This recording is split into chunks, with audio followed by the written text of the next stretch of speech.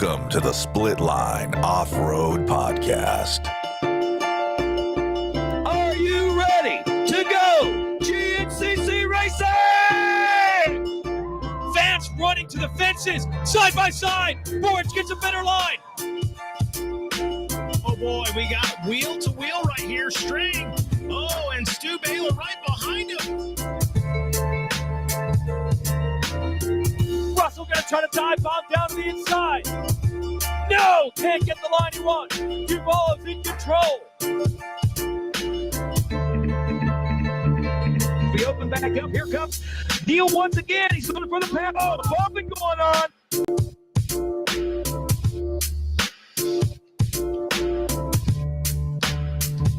What is going on, everybody? Welcome to the Split Line Off-Road Podcast. As always, I'm your host, Rodney Cooper, and with me today, as always, Brandon Whitehair, guys. What is going on? we have a awesome episode lined up for you guys today. We got Devin Masters in studio. What's up, Devin? What's up, guys? We are ready to get going. We got Wyatt Wilkins coming on, XC2 podium extraordinaire. Can we call him that? I guess, He hasn't finished off the podium yet this year. Right. And then we have later in the show, the XC1 overall winner, Ricky Russell, will be joining the show later tonight. We'll talk to him about his win. But yeah, excited to get these guys on, talk to Wyatt about his season. And, he's not been on the show yet, so we get to ask him cool questions like how'd you get into racing and all that fun good stuff. Yeah. So before we get started, though, we have to thank our awesome sponsors. First and foremost, we got to thank Guts Racing. Since 85? 1985. I don't have to look now. Guts I got it right there. Guts has been in the business of making the best seat foams, seat covers in the business. I run them. You run them. Devin runs them. They tear the pants off Devin. They are the best in the business, and we couldn't be more happy to be able to give one away this past weekend to the winner of the Split Line GNCC Fantasy. Ooh. So if you're not running Guts, get on the train because it's coming fast, especially in the ATV GNCC world, because I've been seeing a few more of them around. Yep. Yeah, so we also got to thank Seal Savers. They've been in the business for 21 years, providing the best fork, coil, whatever type of suspension you run, they can protect it. Mason over at Seal Savers. Did you see they have something new coming out soon? Is it a surprise? He posted something and he said make a I wasn't funny sure if guess. we were allowed to say yet. Well, I mean, it's on there. I mean, what is it? It hasn't released it yet, but What is it? I don't know. He hasn't released it yet. That's what I'm saying. We That's what I can't say said. it. Something's coming new. Something's coming. Yeah, that's what I'm saying. But you know what's for sure going to happen? Whatever it is going to be 25% off. That's right. With the code Split Line with a capital S. So make sure you get anything for your ATV, your dirt bike, your mountain bike, your side-by-side. Cover the seals, cover the forks and the coils. You guys will thank us because it really helps on maintenance. Devin, you've ran them before. I've ran them. Brandon, you ran them. I run them all the time. Run them all the I time. ran into GNCC this weekend. Bike doesn't leave the garage without them being on Brandon's. It's like my was it a Master or Visa card? Don't leave home without it. Exactly. Hey, once you cover up the forks and suspension and stuff, though, you can get your hands covered too. So Yeah. Yeah, Dude, exactly. Palm protectors, man. Palm savers. Absolutely. Then we got to thank the best chains and sprockets in the business, Sunstar Chains and Sprockets. Doug Kirk and the guys over there, they are top of the line customer service. Brandon, what are those things made of? Case hardened steel, man. Case hardened steel.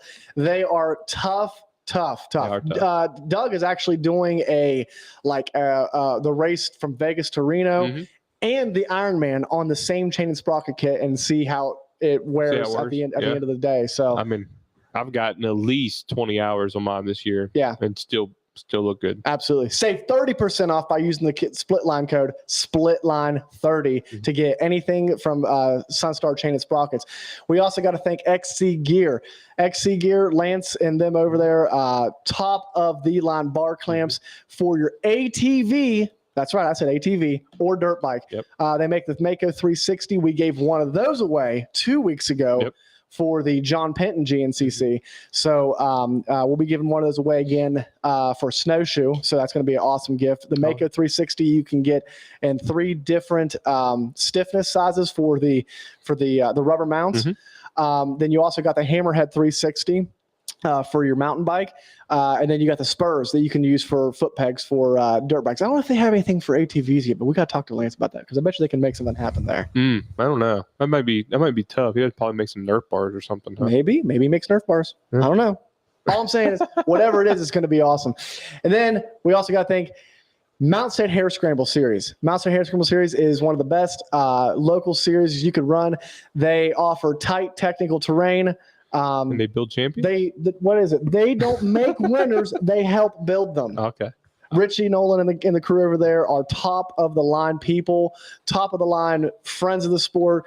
They always feel welcome when you go there, and you are provided with great racing. And now, for the first time ever, if you go to a Mason or a Mountain State Hare Scramble Series, you will be able to buy this T-shirt from their booth. So they will be selling our split line merchandise out of their booth. So make sure you ask them for a split line shirt. They'll have sizes XL to small. Unfortunately, we couldn't get any 2XLs. So if you guys want a 2XL, we've had a lot of requests. I know for 2XLs. it drives that the T-shirt company cannot get us a 2XL right now. Everybody, most of our listeners must be 2XLs because we've had multiple. Doug Kirk, Dustin Gatis, Jeff Harvey, thank you guys for joining us. We appreciate you guys joining the show tonight. We get to go over the Mason Dixon GNCC. We all 3 were there. Brandon, only you 2 raced. of us raced. Though. Only 2 of us only raced. 2 of us raced. Yeah, I don't know what the deal is with that, but I mean, Rodney's 4-wheeler looked like it was pretty much ready to race downstairs. Oh, it's ready. It's ready. It could have went. It's just waiting for a rider. I think I heard snowshoe. Listen, I got some sweet videos of both of you guys, and I don't feel appreciated at all.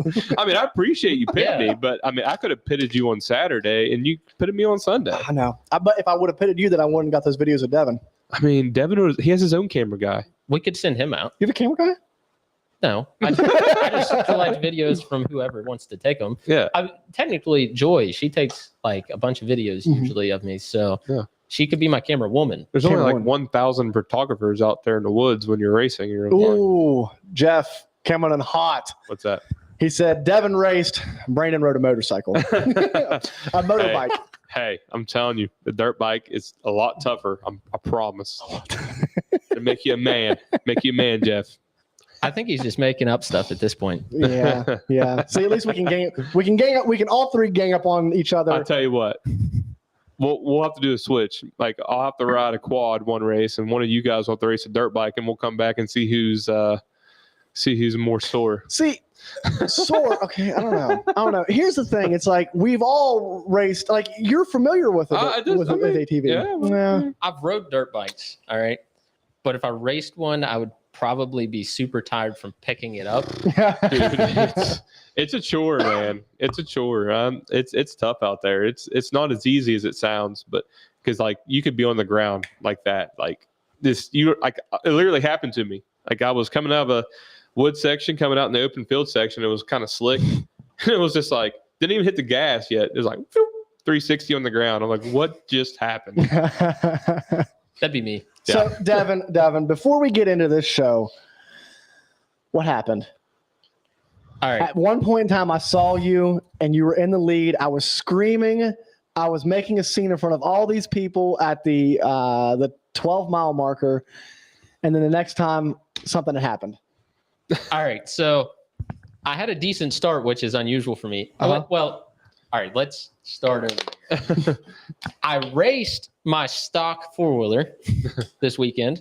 So apparently I just need to switch to it full time. We've been saying this. We've been saying this all season. That makes 3 races that I've had that thing at a national this year, and I led every time I was on it. So I don't know, maybe there's something with maybe Suzuki should just start sending me stock parts for these things.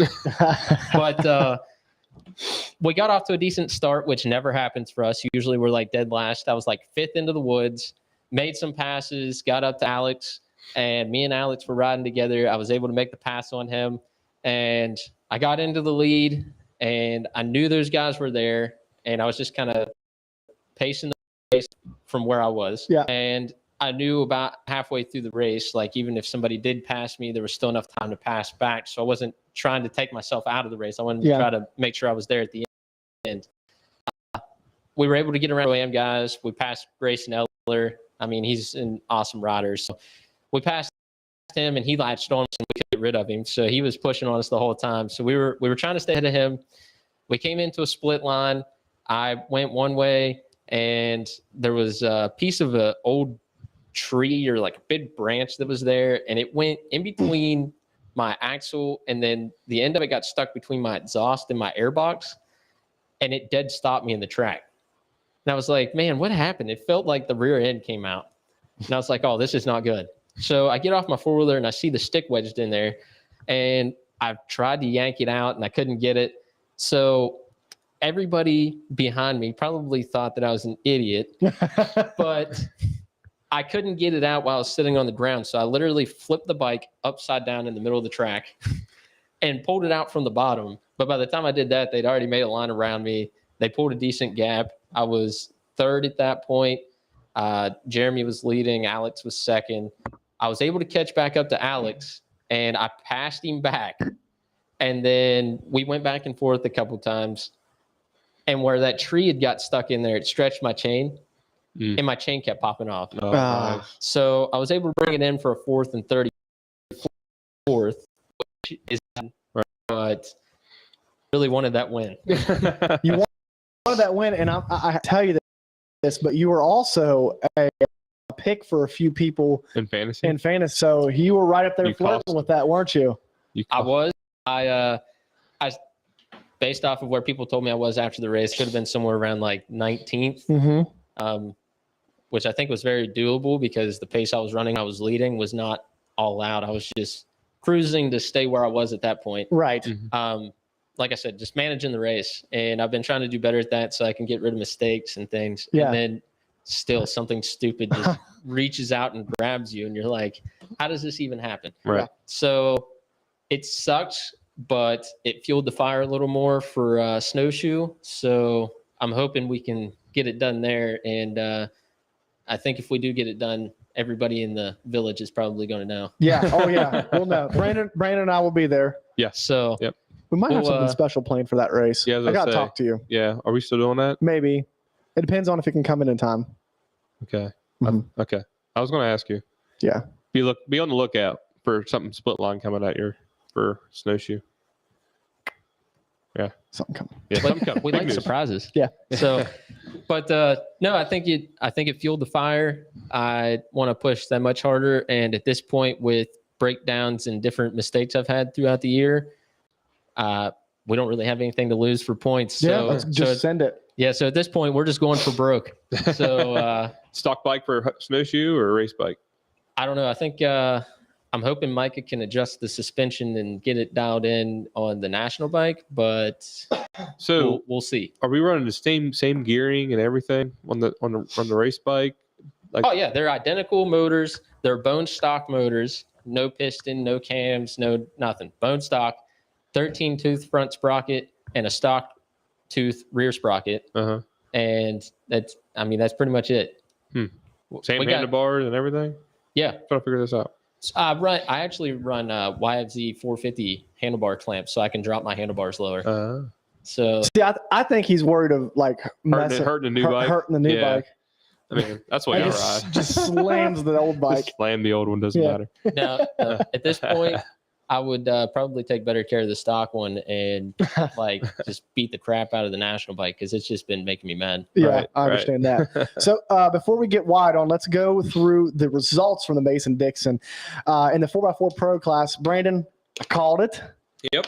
Cody Kohler won, took the win pretty comfortably. Mm-hmm. He ended up winning by, I want to say, just 30 seconds. So good win for him. Landon Wolf took second. Hayden Mickelson took third. That was a close race between those two. Yeah. When we saw them come by at the 11? At the 11. Hayden was in second. And there's not much room for a pass. Between there and I don't know where he made the pass, honestly, because it got tight, real tight. Yeah. So that was a good race for sure. And then Hannah Hunter took the win in the women's class. Andrea Rogers took second, and Morgan Soulsby took third. Those are two first podiums. First-time podiums. Yeah, in the so women's congratulations to those women for putting on a good race and putting on a heck of a show for sure. Over in the XC2 class, Brandon Owens took the win. We talked about the race. That is huge. That's right. Yeah. That is huge. He was pretty pumped about that. That's our boy right there. Yeah. He was pretty pumped about that. He was excited.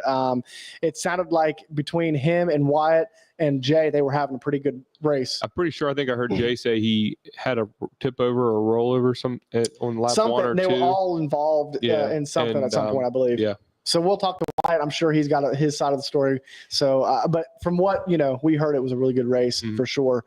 XC2 is a tough class because I like Brandon and I like Jay.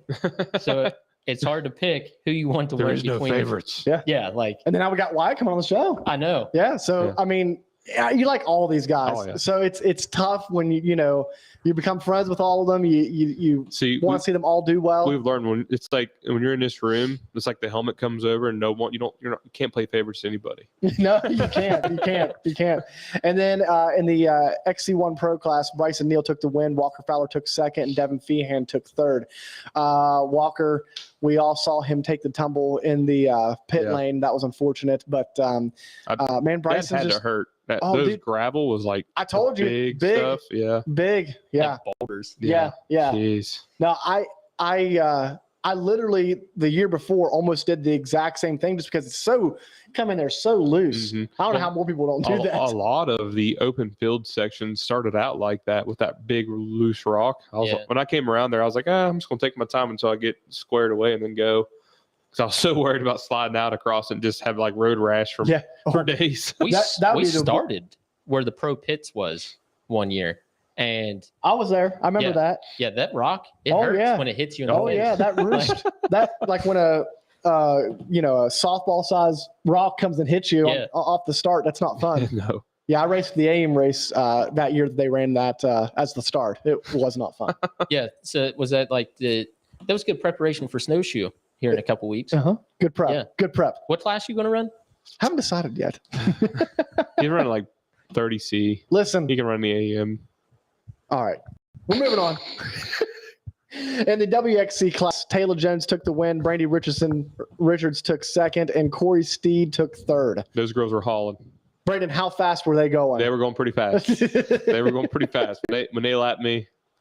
I didn't. I could hear their bikes as they're going by me, but you didn't see them. I mean, I saw them, but like it was like when they caught me, it was like a real tight downhill section, and they were like left, right, left, and they were gone. I was like, well, man, that was quick. Like no time to even react. I was so happy they passed me. I was so happy. I see you, Dusty. I see you. I appreciate the offer. The bike is, I guess, ready. It's ready. It's definitely ready. Trust me, it is ready. I literally just rode it just a few minutes ago. I think when he says he rode it, he means he did some laps around the yard and then he brought it back. Yeah, that's what he says. I rode it to my parents' house to eat some dinner. Yeah. And I can't. That makes sense. How old are you? Going to your mom and dad's eat dinner? Hey, they offered me steak. Free food is free food. That's right, Brandon.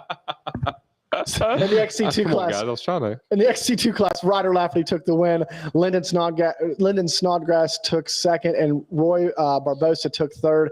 Man, you hate to see Liam Draper go down with a mechanical. He was leading most of that race and was just putting on a heck of a ride. He screwed me in fantasy. Trust me, he screwed a lot of people in fantasy. I wonder if people are actually listening to us on Instagram. People listen to us on Instagram. There was a lot of the same teams going around, and none of them were good. It helped me out because if they picked who I picked, I noticed I was still in the lead. I thought I was going to drop on the fantasy, but thank God everybody else kind of picked the same people as me. Yeah. Hey, Dusty, come find us at Snowshoe. We will for sure be there. And then the XC1, Ricky Russell took the win.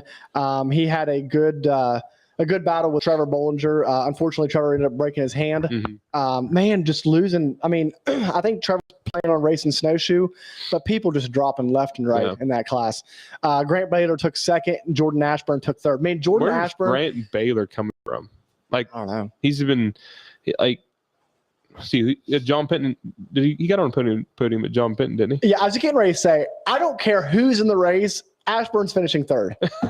It just seems like no matter who's that's there, like where he's comfortable. that's where That's he's his going to sweet be. spot. But Like, I that's want not- to say this: if he finishes third at Snowshoe, that means Ben Kelly will have the lead still going into the Right. summer break. I was going to get into this, but I don't know if you were done yet or not. So Yeah, I'm done. you done? Okay. So what are these guys doing? Bollinger, Ashburn? This is their time. What are they doing? This was the time to. They're this was messing the it time. up. I They're picked messing it up. Bollinger to like be the guy to go all the way to the I did front, too. and then he has to wreck on the last lap and Yeah. mess up his I mean, but then you look at guys like Ricky Russell, Grant Baylor. I mean, they're like- good, but they weren't in the championship. No, you know what I mean? Like, you're right, but these are the guys that have won before, right. and it just seems like the winning experience. I don't know what it is, man. I don't know. I don't know what mean, it is. At this point, you're just like, dude, you guys blew an opportunity. But I know Ricky- everybody has their own trouble and Ricky their own ran a problem. heck of a race. Oh yeah, I mean, And the I'm not speed- taking anything away no, from him. No. No, nothing at all. It's just like we went from having a class where you could pick like Ben gonna win. Mhm. We might know first, second, third, fourth, even, but Right. now it's just like Who's going to win? who's gonna win snowshoe? Right. Do we even know? At this point, it's gonna be Grant Baylor. Maybe. They have 2 podiums in a row. It's rocky. It's gonna be rough. I mean, Ricky Russell has 2 wins in his career. One of them's at snowshoe. I mean, very possible. I mean, Stu's back on a bike. Maybe somebody will convince him to come back. I don't think he's gonna run snowshoe. Not after the face. Well, he already said before that he was planning on not running snowshoe, but does that also actually really mean anything for him? No. If it wouldn't have been for the face, 100%, I would say he'd be in for snowshoe. Yeah, probably. But with the face, I don't think he could be for snowshoe. I mean, he's riding again. Though. I don't know. Yeah, but who knows that guy? he's You just never know. like Iron Man or the Terminator. The or something. Terminator. And Terminator. Grant is one of those guys that tougher conditions and like heat, tougher tracks, terrain, stuff like that. He gets faster as the race goes. Right. Like Yeah. everybody else starts slowing just a little bit, and he just starts picking up pace. Yeah. So Well, at this point, going into snowshoe, an XC2 guy can win the way it's going. Yeah. Because of the way they stagger the times. You know what I mean? Because I need to look at the overall because I'd say Linden will be on the front row. that's what I'm saying. Like an XC2 guy can. But probably you're take better the off to overall. be on second row. You are. To be honest. You are because you know what I mean. But because it's always easier to throw a hook and chase someone down. Oh, yeah. All you got to do is get to them and then you win. Then you win. Yeah. Yeah. I'm just saying, just look out for an XC2 guy to take the overall this week. Yeah. Or this in snowshoe because with the XC1 class the way it's looking, I mean, right now it's anybody's ball game at snowshoe. Right. Absolutely. didn't Johnny Girard say something about trying to come back for snowshoe? He might. Because He might. Yes. he's been pretty quiet. He's been riding. But yeah, he's been riding, racing. Yeah. Yeah. Won the U.S. Sprint Enduro. He could be a guy that if he does show up, he could be in contention for a win there. Oh, he's so crazy. But absolutely, you're right. He's something special. He is. I honestly think he could have the potential to be like the next Caleb Russell. Yeah. In my opinion. I know that's like way early and way putting the cart in front of the horse, but that's just my opinion on the talent that he has. he has a good talent, but I mean, just think the way Ben Kelly was riding, they were reminding me of Caleb Russell because dude, he was blowing everybody away. Yeah. So, I mean, So I just can't believe that Ben Kelly's probably going to come back with a points lead. I'm guessing if he's coming back. if He's coming back. I don't know. yeah, I mean, we're saying he's coming back, but I don't know if he is. I would say he is. I don't think. What's up, Tyler? Thanks for joining us, buddy.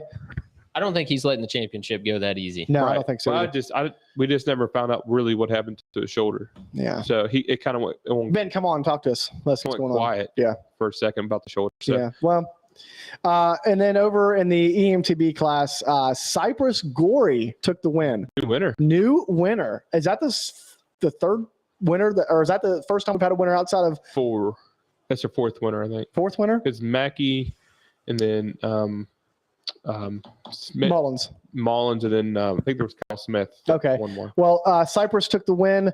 Charlie Mullins took second, and Nick Mackey took third. Yeah. And then real quick, I want to go over the fantasy for the round 8. So if you guys have not played Split Line Fantasy, make sure you join us for the snowshoe round. We're going to be giving away an XC Gear Mako 360 to a random user. Yeah, you might need it. But if you've not played, you can play anytime you want. All you got to do is send us your picks via Instagram or Facebook Messenger, and we'll get you dialed. But for this week, for the Mason Dixon, it was a really weird week. There was not very many high scores. No. There was a lot of low scores, and I'm pretty. I do have a 10-second tantrum. Okay.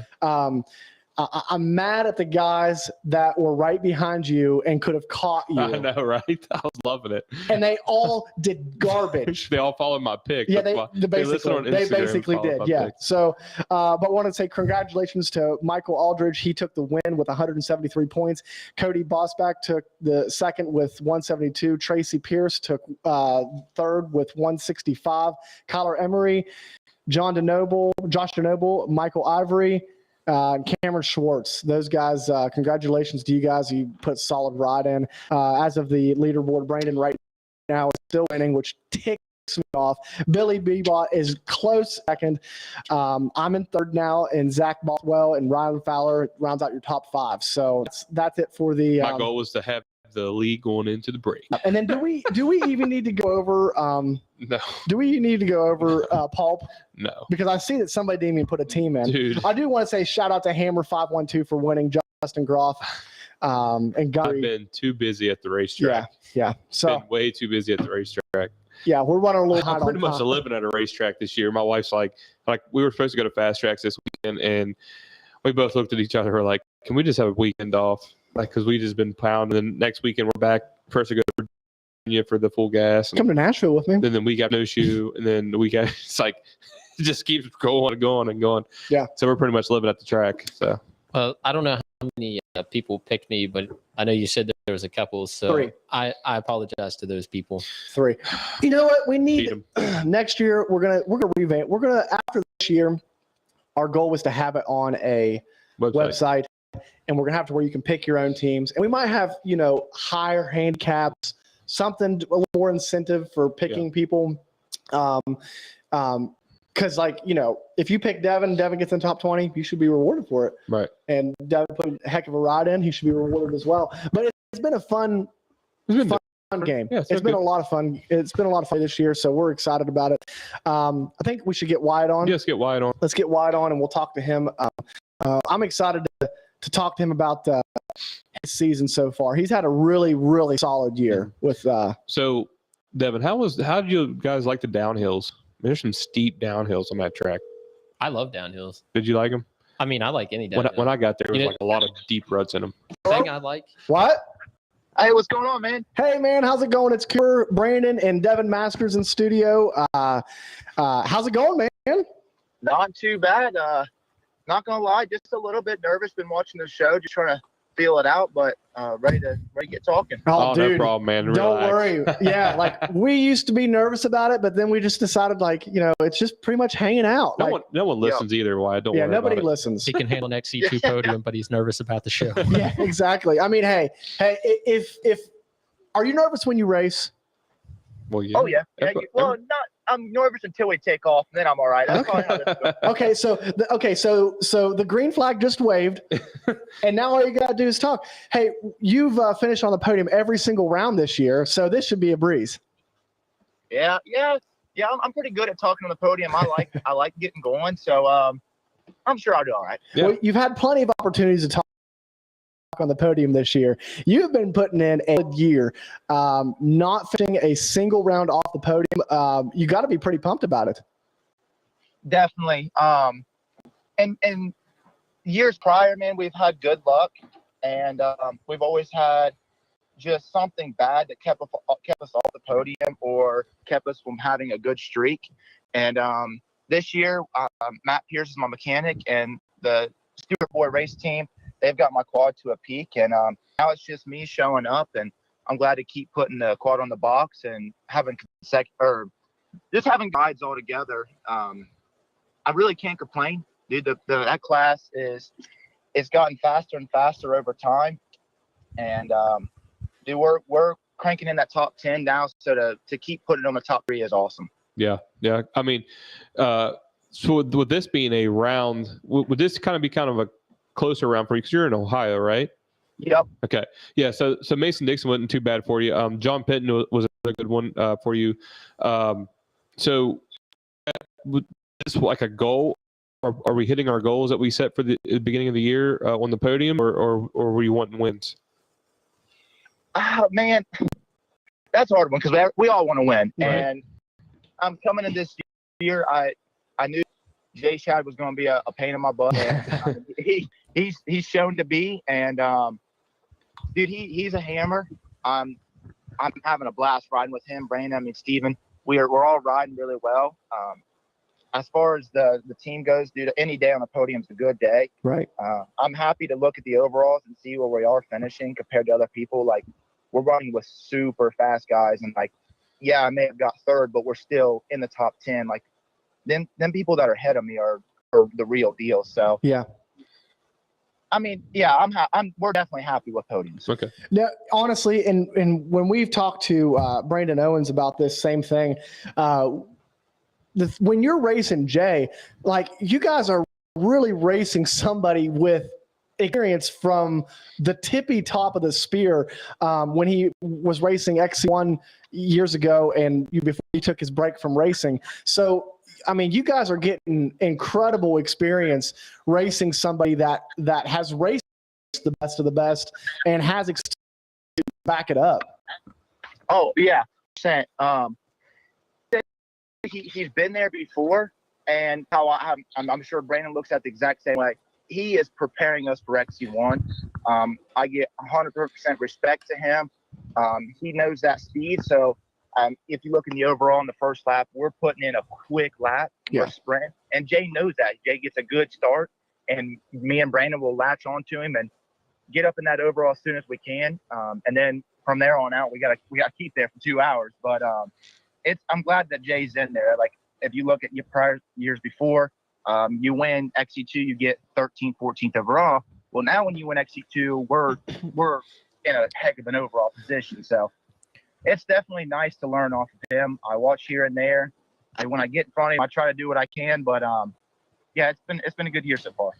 I think you have a very important attitude when it comes to that too, because when I ran Junior A last year with him, anytime I could get behind him, it was like, okay, let's see what we can learn from this guy. Mm-hmm. But he's been running some of our locals this year and stuff too. So anytime that we take off, there's been sometimes I've been in front of him, but anytime he catches me, I'm just like, all right, you get in front of me, and then I'm going to try to latch on for as long as possible.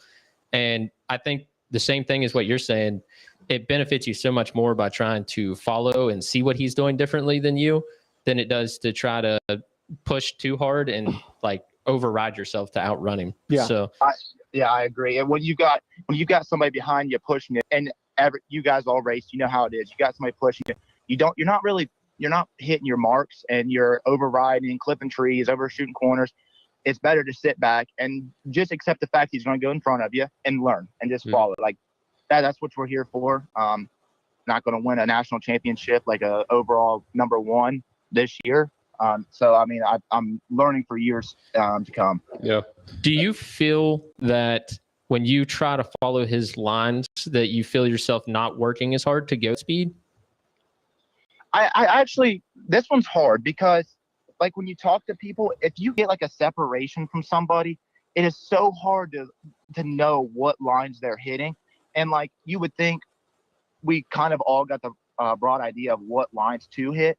But like, if somebody hits a different line than you and they put a second on you, there's how many lines in the track. And when you're right behind somebody, you can it's easier to keep that distance closed because you're seeing the way they're hitting it, you're following the exact same way, and then you're just latched on the back of them. Mm-hmm.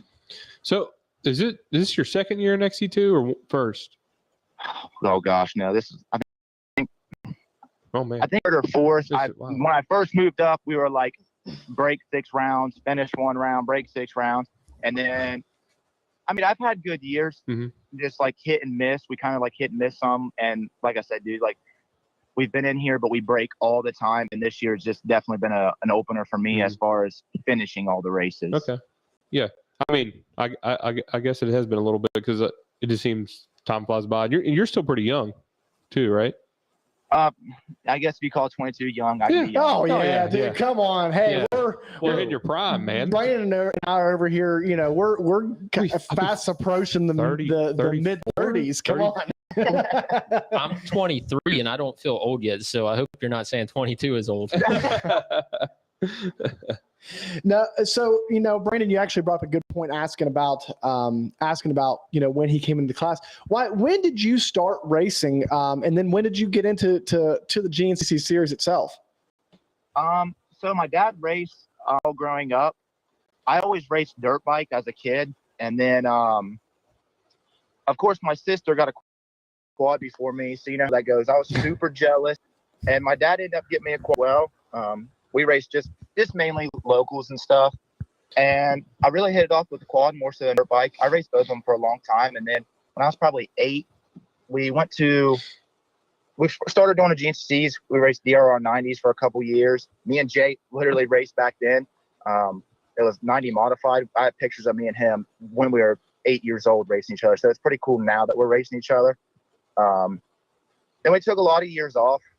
Just kind of got buckled down, learning how to race, how to maintain, not freaking break. And then when I was about 16, we got back into the GNCC and kind of just been racing since then, the national series. But yeah, it's always just been a family thing. Like I said, my dad started, and then my sister and me kind of took off, and that's how I got into it. Yeah. Do you feel like at this point, and for me, it was kind of like this too. Do you feel like when you started hitting like that 20, 21-year-old age that maybe that I feel like that helps you out a little bit mentally and makes you start like settling down instead of being so excited when you get in the front and trying to actually manage the race instead of trying to take yourself out? Do you think the age helps you a little bit too?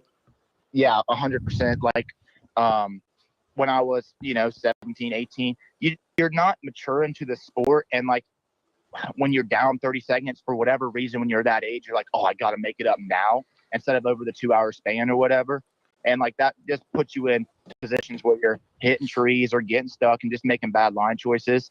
Knock on wood, I'm been doing really well about not doing that, not putting myself into a situation where I can't finish a race. I'm not gonna say, I've flipped a couple of this year, but that happens. But definitely the age has helped a lot. Yeah. And you look, what gives, guys like at your age, you look at the ATV GNCC, like the top of the pinnacle of the sport, and it seems like guys are able to stay there for longer. I mean, you look at people like Chris Boris, you look at people like Adam McGill, the Sneaky Snake, you look Johnny at Gallagher. Johnny Gallagher. Oh, geez, yeah. Guys are able to stay high up in the sport for a long period of time. The longevity seems to be really well in this sport. So that's got to give, you say 22, you don't feel young anymore, but dude, you're like, you could literally do this for a long time. Yeah. So people outside of the sport, they'll like, when I do say like, yeah, I'm 22, like, oh man, you're kind of getting out of it.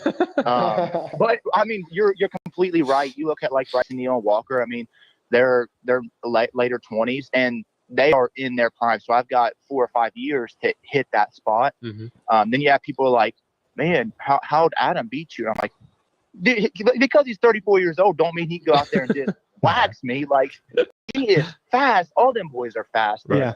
Like you guys said, it's pretty cool to see how long you can stay in this sport once you've got that speed and the maturity into it. Yeah, and then you get to those boys' age.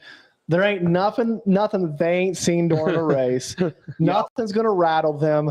The only thing, like, I honestly feel like the biggest thing that starts like being a and slowing them down is just the not feeling like they need to race anymore, and like having a family and that type of stuff. But you look at those guys, like look at Adam, look at Chris, like those guys are, and Jared, those guys are in tip top shape. And I mean, you know, they're able to go in week in, week out and keep going. If it makes you feel any better, every race that I've finished at the locals this year that I didn't have a bike problem, I've finished second to Adam. So I don't know what the secret is to beating him, but I've not found it. So if you do find it, probably not race him in a mountain state race where he's put 10,000 laps at every track. Yeah. Well, I'm just saying, if Wyatt can figure out what the answer is, he can just shoot me a message and let me know. Yeah. I think I got the answer. I honestly do. All right, what do you got? It's that stalker. I'm telling you, I have a stock YFZ, and it's the exact same thing. Like, you get on it, and you feel so fast, and you ride so well. I'm telling you, take the stalker, and Adam McGill will be scared. See, he's been listening to the show. Wyatt, we've been telling him this for months now, since like what, February? If you're fast on something, you're just fast. You're just fast on it. Well, maybe he can fix my good stuff. Yeah, right. He's telling you the stock stuff is your good stuff. If that's the case, maybe he should start running his stalker at the Nationals. Oh, yeah, he's like, hey, I'm on the podium. He's on the podium every round. Well, that's why I said I need his help setting up my good stuff. That's funny. So looking into the rest of the series, what are rounds that you have circled on your list? Is snowshoe? I know snowshoe's kind of an outlier. Is that a race you have circled? Are you looking forward to snowshoe? Oh, I love snowshoe. Nice. That place is so fun, but I was just talking to my dad about it. I have the worst luck there. Like, I cannot remember in all the years I've raced there at time I finished. And this year going to that, I have high hopes that we will finish. If we were to do really well at snowshoe, I think Devin said it earlier, the whole crowd would know, the whole town would know. Like I said, I love that place. I've always wanted just being on the podium. That'd be so sweet, especially when they have it up there in the town and stuff. But snowshoe is definitely one I want to do well at. I always do really well at the Ironman and buckwheat. And you know what? Actually, the last couple rounds I usually do well. I love the Mountaineer. I like tight, technical, rocky crap. So, like, I'm really looking forward to the Mountaineer.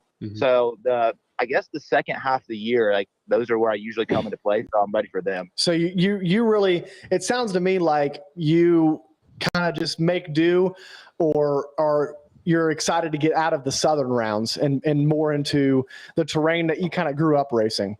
Yep. Down south, I do pretty well. I mean, you're on the podium every round, so I mean, you still do good there. Yeah, I always, I don't know why I'm better at later in the year. So the first couple rounds being out away from my home and being at the beginning of the year, I always struggle with. And then towards the end of the year, I really start kicking it in. We're up towards my house, and I don't know. It's just, maybe it's not the drive. I don't know. I always do really well at the end. If that's the case, then that means you're not out of the championship yet. I mean, Jay's got one heck of a lead right now, but it's not over till the fat lady sings. So we'll keep chugging. So, you know, this kind of brings me into he's won every race except for this past one. What went on? Because we know that there was a lot of like mixing up between the three of you guys in that race. How was that specific race for you guys?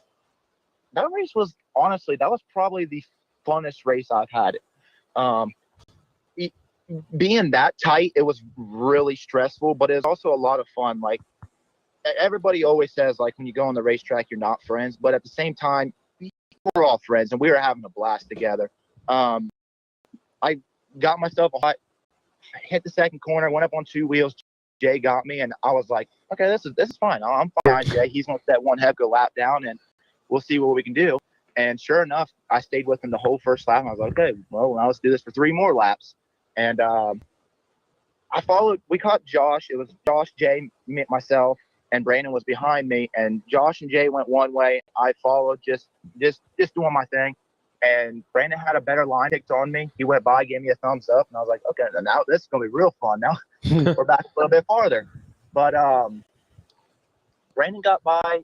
Jay clipped a tree. I was right behind Jay.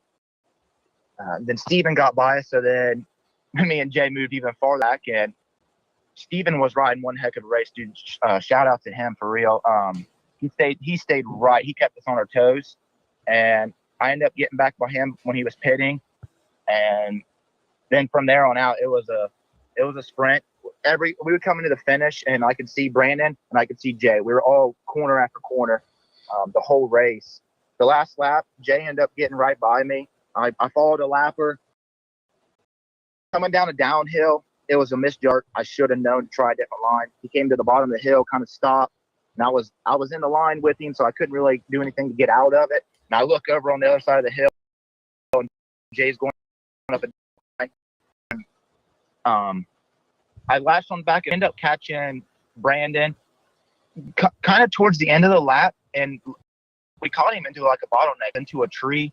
Him, Austin, Josh, they were just going different. Like everybody was trying different lines. Brandon ended up clipping into Jay. Jay went into a tree and just fell right where I needed to be. And then from there on out, it was kind of a sprint to the finish because I knew when Jay got out of that tree, he was coming. Yeah, come with a head of steam. Hey, so real quick, I got to ask your opinion on this. We had Steve Harrell on a couple weeks ago. This dude, like, what's your thoughts on this dude only racing for 2 years and being at the level that he's at? No, I think he's lying. No, I'm joking. Like, it does blow my mind. I mean, he came right in the car today, and he was super fast just to jump into it. He kind of reminds me of Devin Feehan. Devin Feehan did the same thing, was just like a normal guy that just had a quad and like, let's go try a GNCC, and took off. I mean, look where Devin's at, and Steven's going to do the same thing. He's riding really well. I think him coming up to XC2, he's picking up that maturity part. I think College A is like, it's a lot of like younger kids who's just trying to duke it out, to where when you move up to XC2, you kind of have to, you learn how the race comes into play. And I think Steven's doing really well at picking that up. Yeah. I know in years to come, he's going to be a guy to watch out for. What's cool about people like him, and then you mentioned Devin as well, like it just goes to show that you don't have to be born on a quad or a dirt bike to be able to be good at these sports. I think some people kind of feel like if you racing in the micros, then you're just not going to ever be able to be a pro. You got to become. So like it's weird because I'm pretty sure I read something on this. Like I want to say it was Adam was saying that, like, if you look back at Walker and Biennial, as they came up, they had the youth, the AM into the PM, to where when Adam raced, it was just, he was just had a 450 or whatever they raced back then, a 400EX, and he was just like, I never got to do the youth part. It definitely can happen. I mean, you go out and you see people at your local series, and you're like, man, like, if this guy would just put a little bit into it or had a better quad, he would really fast. Yeah. You don't have to be in it from the time you're 2 years old. You could just get on a quad and you feel it out and you ride really well. And that's it's not like, I mean, it's the same way as like football or something. You've got naturally talented people who throw them football, and they'll show you like, okay, I'm good with it. Same way that come through all their pee-wee to high school. It goes to you can be naturally talented and do really well. Yeah, right. That kind of reminds. I was at a Mountain State Hare Scramble race last year, and there was this guy that showed up in my class, and he had jeans, t-shirt on, like, just like a typical like local guy. And I'll be daggone if he did not like blow everybody's doors off. I was like doing everything I could to hang on to him. And I'm like, I am not letting this guy that looks like he has a bike that should be going to the junkyard beat me. And he ended up. Devin's over here like, you what? don't wear jeans. You don't wear jeans at a cutoff. Yeah, but my bike looks like it should probably be at the junkyard. The bike that looks like it should be at the junkyard better be at Snowshoe. That's all I have to say. Yeah. I'm just saying that hurts. I didn't think you were zeroing me out like this, but oh jeez. No, but it's cool. And I think sometimes you see kids that are in it for so young, sometimes they get burnt out quickly. Yeah. So I think to see different paths, and like you said, athletes are just going to be athletes at some point in time. I'm gonna hit on what you just said. It's crazy because looking at those pictures that when I was telling you, like me and Jay raced together, there was kids that were so fat that would just walk away from us. And I don't know if it's the parents push too hard or you do it for so long, you finally get bored of it. But the amount of kids that I raced with back then that are in it now is unreal. There's 2% maybe. It's just died completely off.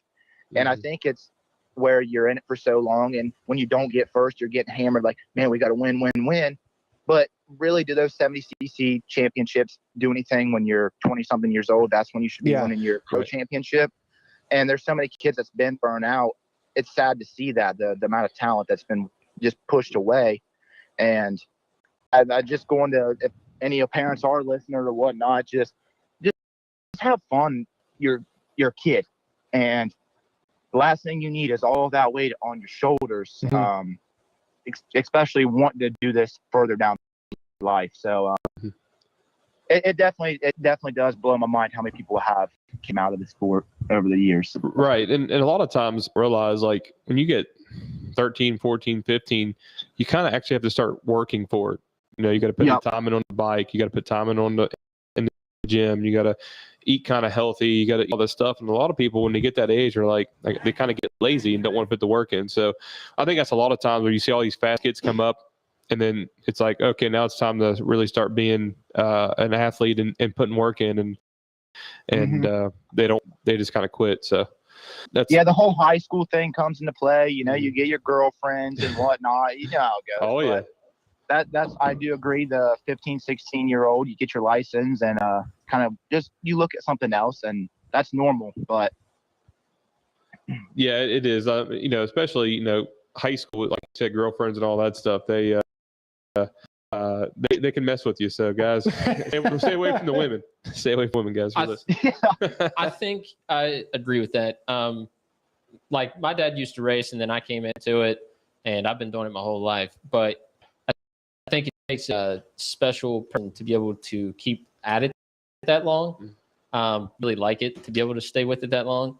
And I think it's a benefit most of the time if they weren't pushed at a young age, or if they came into it later just because they didn't get exhausted from everything before. Plus, at that point, it's more like something that they chose to do and maybe not something that their parents pushed them into. So I think there's a lot that goes into that. And I think I agree with you where you were saying the kids just need to go out and have fun. That's the most important part for the kids.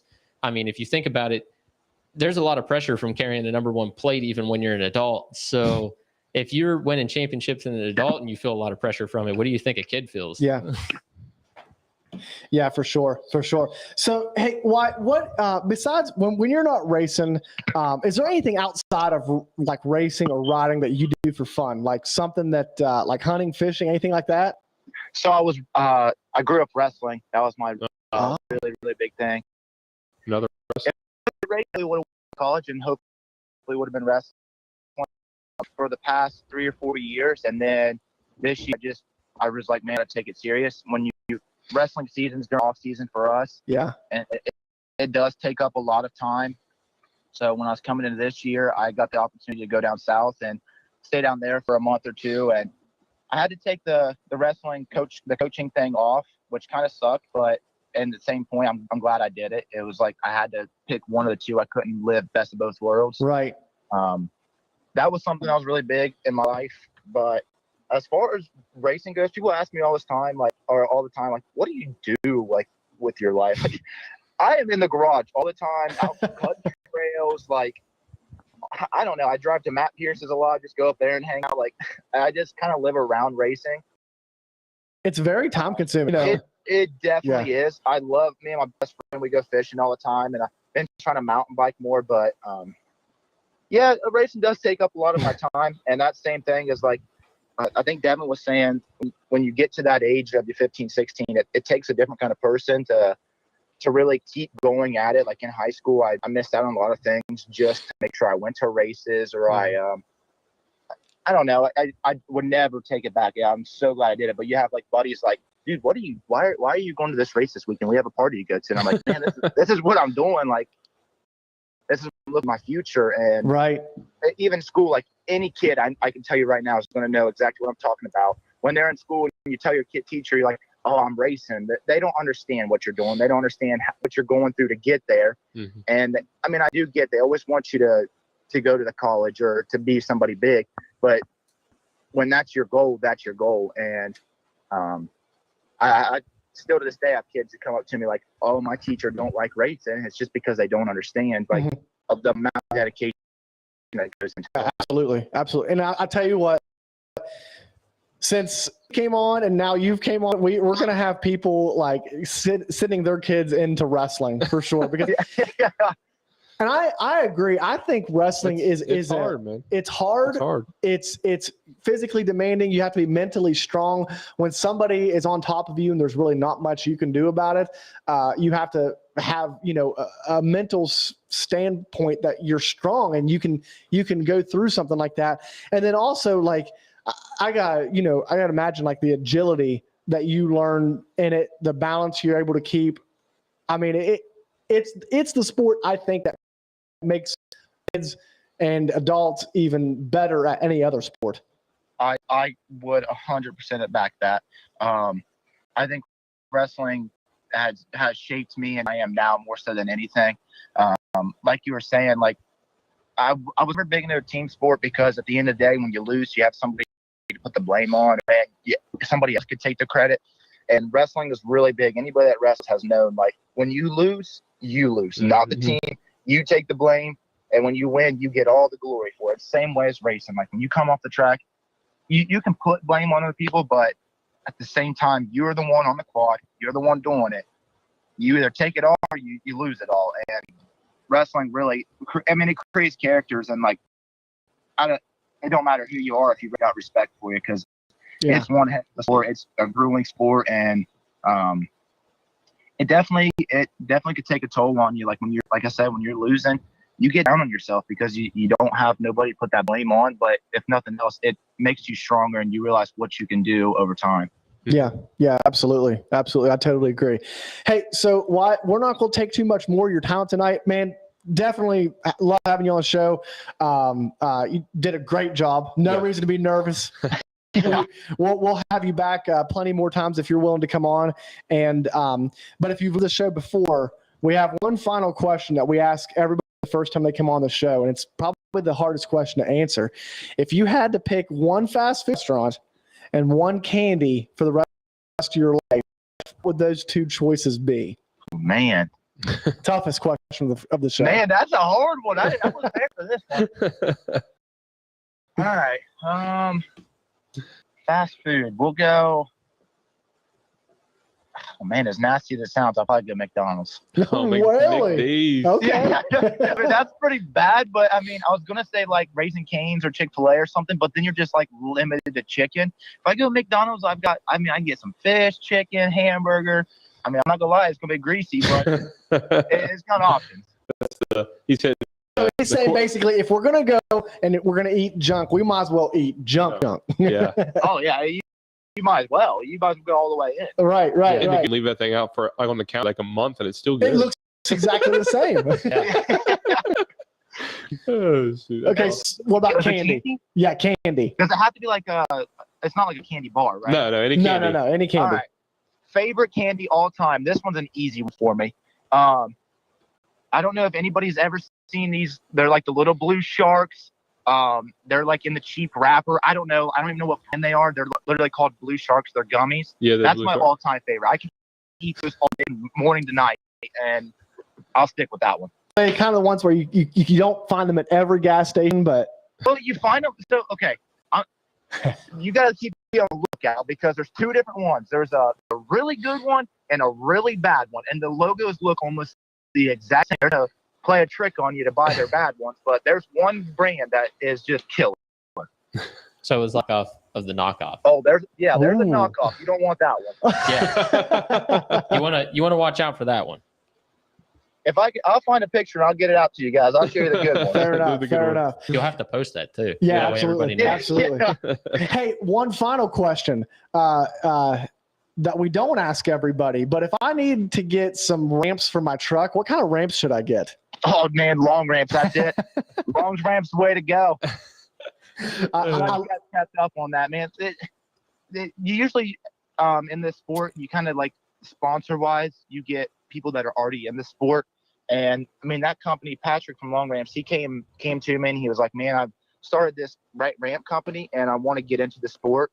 My gear company, Focus X, they were pretty close with him. So they kind of like put my name out there and he wanted to get into it. So I'm glad we hooked up together and I'm trying to help him out as any way I can to get the ramps out this way. Just a local home, family owned thing, just trying to make it. Yeah, that's cool. I saw those advertisements. I appreciate a good advertisement for sure. You can load your bike, make a jump, all kinds of things with those. Yeah, absolutely. I learned, when I was down in Florida, I learned a little bit from Adam himself. Adam gave me some pointers here and there, so I'm trying to pick up what he's laying down because I mean he's got the social media market on lock. So, yeah. Which is just trying to impressive have for an old fun. guy. Everybody sees videos that, oh, this is this and this is that. Like, but at the same time, I try to keep it fun. And when you see the video, you either get a laugh, you're like, man, this guy's kind of weird, but you get something out of it. Hey, you put your own on. Hey, I didn't forget. I see a lot of these videos, and I didn't forget it. Yeah. So that's the point. At the end of the day, you get the product view, but at the same time, there's something else that comes with it. It's like, man, okay, that was something I could watch and not be bored to death about. Absolutely. I watched it a couple times and I laughed about it. So, and I remember the name of the company thing. So, I mean, did a great job. Hey, we actually have a listener question real quick. Mr. Hardcore Jeff Harvey wants to know if you're going to do the 9 hour. Man, I want to do the 9 hour. I can't find a team. There's an Ironman class. All right, listen. I got a solution. I'm dead serious. I've thought about doing the Ironman. I got a solution. Let's hear it. I got a team. I got a team. There's two of us, but we need a third guy. All right. Making deals here. Oh, It's me and Chase Allison, which we both run. Well, Chase runs XC2 now, but he was a contender in College A, and I run Junior A. And then if you want to be part of the team, that could be our three, because we've asked a few people and nobody really seemed like they were interested, or they were like, "I'll get back to you." How come you didn't ask me? Because we know you don't. We know you don't ride. That's why. We can't even get you to run snowshoe. We can't even get you to ride Mason Dixon. I'm in the talks of building my own team right now. What? Devin, I don't want to be an anchor. I understand. Devin, I will get with you. The only thing that's keeping me from doing the actual Kinda is, so the Action Off-Road camp is the following week, and we're always there that Monday to put the camp together. So it'd be a lot to get done, and I go from the Field Ministries camp to the Action camp. So you know what I'm saying? I'll be like, I'll get back Friday, race Saturday, leave Sunday. So I mean, it would be that is kind of hindering me, and then finding a team as well. If we do figure it out, I'll get with you, Devin. Yep. All right. There you go. You get with me and we'll talk details and see if we can do something to help you with some of your travel. So, and here's the other deal. If that team happens, can we call that the split line team? Split line team 1? Yeah, the A team? We can make a deal here. Mm-hmm. If you pay for entry fee, we'll call it split line.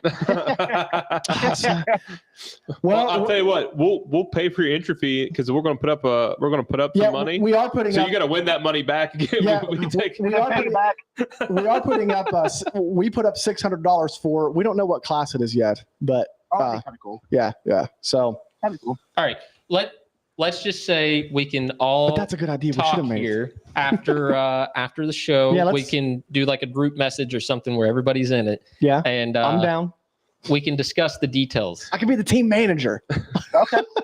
You could be the pit. Never mind. Yeah, you know. As long as that works for Wyatt, we'll get a group message you on. We'll talk about the details and see if we can do something to try to help out in like some travel time or something like that. That's fine with me. All right. There we go. Before I get off here, I want to thank you guys for doing this. The whole gene I don't feel like gets enough exposure, and this keeps it interesting for people. Same way as like Mikey Nichols, he did his little HTV Prodigy for a while. Like it's cool to see a racer, like it brings media in brings people to watch. Like, okay, this is pretty interesting. Like, so I do appreciate you guys doing this. No, thank you. We appreciate it, and we're a lot better talkers than we are racers. So this kind of fell into our lap naturally. I mean, I'm trying to do the racing thing, but no. This we is not including Devin. Devin's just in for a guest. Devin's a guest. So I just pop in when they need somebody to fill a chair. Yeah. But I think you did awesome. Yeah, for sure, I man. appreciate it. Yeah, thanks again for coming on, Wyatt, and we'll have you down. We'll have you on the show down the road, man. Yeah, for sure. Sign me up whenever. I appreciate it. All right, man. We'll talk. Thanks, buddy. Later. So Colton's getting signed up for wrestling tomorrow. No, Nolan is as well. They'll be Hey, winning here pretty soon. real quick, we got to get Ricky Russell on the line here. Yeah. But real quick, Dusty, was that you? Did you just Dusty text you? Yeah, so Dusty texted me and he That said was him? that he's pretty sure the guy you were talking about. How tall is Dusty? Is he a tall dude? How tall are you, Dusty? Like 5'11" or something? 6 foot? Like real maybe? skinny? He's taller guy? than me. Hmm. But Was he on a Honda? How long ago was it? See ride Hondas? 2000. It was 2 years ago. 2020. Dusty, you're going to have to chime in. If that was and him, we need to talk. Yeah, we can come back to this. Was, Just, was he on a Honda? Like no graphics? If that was him, he was flying. Everything I've ever seen him ride is a Yamaha. Oh, he had a okay. carb. He had a Okay. fuel injected one, but he may have had a Honda at one point. I don't know. This guy was on a Honda. So, but and he was flying. He All finished right. 7th overall. Was it at round 7? He says 2 years ago, round 7, Was that he won his class by at Brewston like, Mills I- out of the B think 21 so. plus class? I think that was Brewston. Yeah. I think it was him. Wow. He made me mad. He made me mad because I loved that track and I tried to hook up with him and just try to run him down. I ended up beating everybody else in my class by like 4 minutes. It's confirmed. He said You yes. son of a gun, Dusty. I wanted that win. Well, And I tried to run him down. you're upset about that, Mhm. but I would like to thank Jeff Harvey for bringing up the 9 hour and asking why, and hopefully we can make this happen. That'd be awesome. I appreciate that, Jeff. That'd be awesome. Yeah, absolutely. Absolutely. So let's transfer over to the bikes real quick. Yep. Yeah, the last time Dusty finished a race, it had to have been on a Honda. Yeah. Well, he was in another race as well, and he passed me and ended up blowing a rear tire. And as I was passing him back, he made sure that like he kept looking down like to make sure I knew the only reason why I was passing him was because he had a flat tire. Don't you hate that? Oh, I'm driving crazy. So let's switch over to bikes real quick. We're going to talk to Ricky Russell. Ricky Russell had an amazing race this past weekend at Mason Dixon. And I'm excited to talk to him about it. I loved the end of that race and seeing the emotions and seeing like it just seemed like a big story finally coming to a happy, not ending, but a happy climax to win a race after everything that he's been through. So I'm really excited to talk to him and see, what kind of went through his head because it didn't come out of nowhere because he almost won the Penton. Yeah, he's been solid. He's been solid all for the last 2 years, and as long as he can stay healthy, and he's always been a podium guy. He's always had podium speed. So it's not surprising that he actually pulled him off and got the win.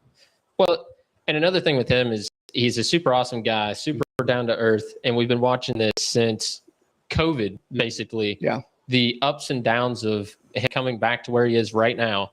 Because when he went down in 2020 at the Bulldog, was that with the when he severed an artery? Severed artery when he was trying to win there, and he was passing Caleb Russell. right. So he was running unbelievable speed there, and we've been watching this journey just kind of unfold for the last 2 years. So I think it's super awesome to see him in the center of the box. I think people better watch out because once as a racer, once you get that win, you get that feeling. I know. That's why my picks are locked for Snowshoe. Also, I think Wyatt Wilkin was brought to you by Sunstar.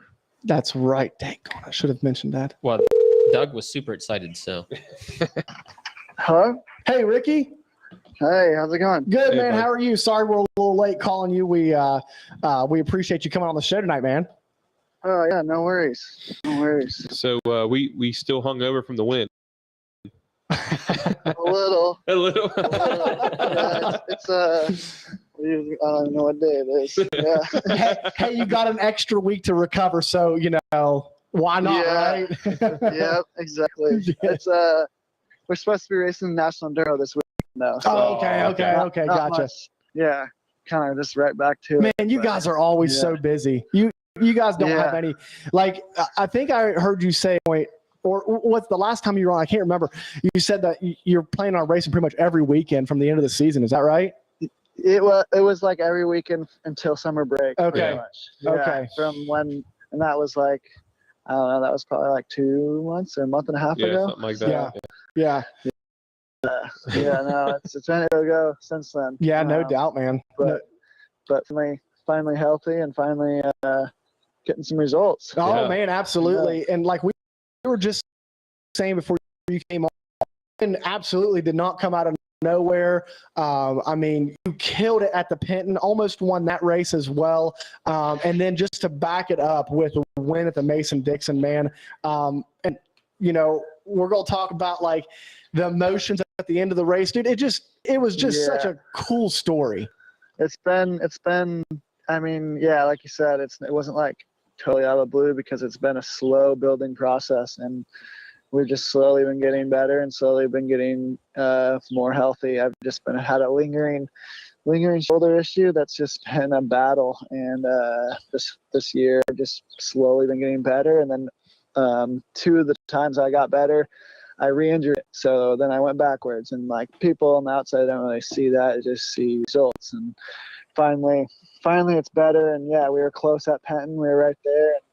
We were able to make it happen at Mason Dixon, and it was very emotional because I had a pretty tough week. With family friends passing away, and it's just, I don't know, just kind of was able to just put that behind me and make it happen for that 3 hours. It was a long 3 hours, but we felt good throughout the whole race. Yeah, that track was pretty flowy, especially if you're out front by yourself. I thought like, but then the fields were a little dry, but if it was in woods and if it was any drier, it just would have been Dust Bowl. So yeah, I mean, it was a good, happy medium. So yeah, it was for sure. Like I said, it had that good flow to it because you could like just had the way the berms and stuff were set, and it kind of felt like a little like motocrossy. Just the way it all like the corners just kind of put together for you. So yeah, and it was slick. It definitely had good flow. It was slick in the AM. Yeah, it was slick because it caught me off guard a couple of times there Sunday morning. Yeah. So going into the finish line, man, loved seeing the emotions and the loop out. I gotta ask, was it on purpose, the loop out, or? Yeah, I mean, it was more of just like, I didn't care what happened. Yeah. So I just pinned it and dropped the clutch, and it didn't even matter, and that's what happened. So, I think the real question is, how much did Stu pay for that fender?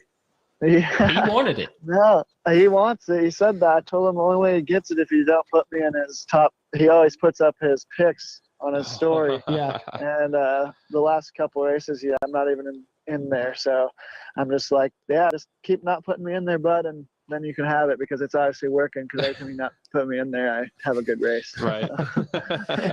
hey man, but that whole thing, like, it makes it memorable, and it just really shows, like, to me, it shows the hard work. It shows the suffering. Yeah. It shows everything that you went through to get to that moment. If you crossed that finish line with a simple fist pump, like, I'd have been pissed. Yeah. Who suffered more, no though? Doubt. Did Ricky suffer more, or did Barry drinking from his boot? They put 2 bottles in there. I know. Yeah, we just added it. Yeah. I think it was a little trickery though, because I don't think he swallowed a whole lot. Oh. I mean, he might have swallowed a little bit, but he was more for the show. So fast, yeah.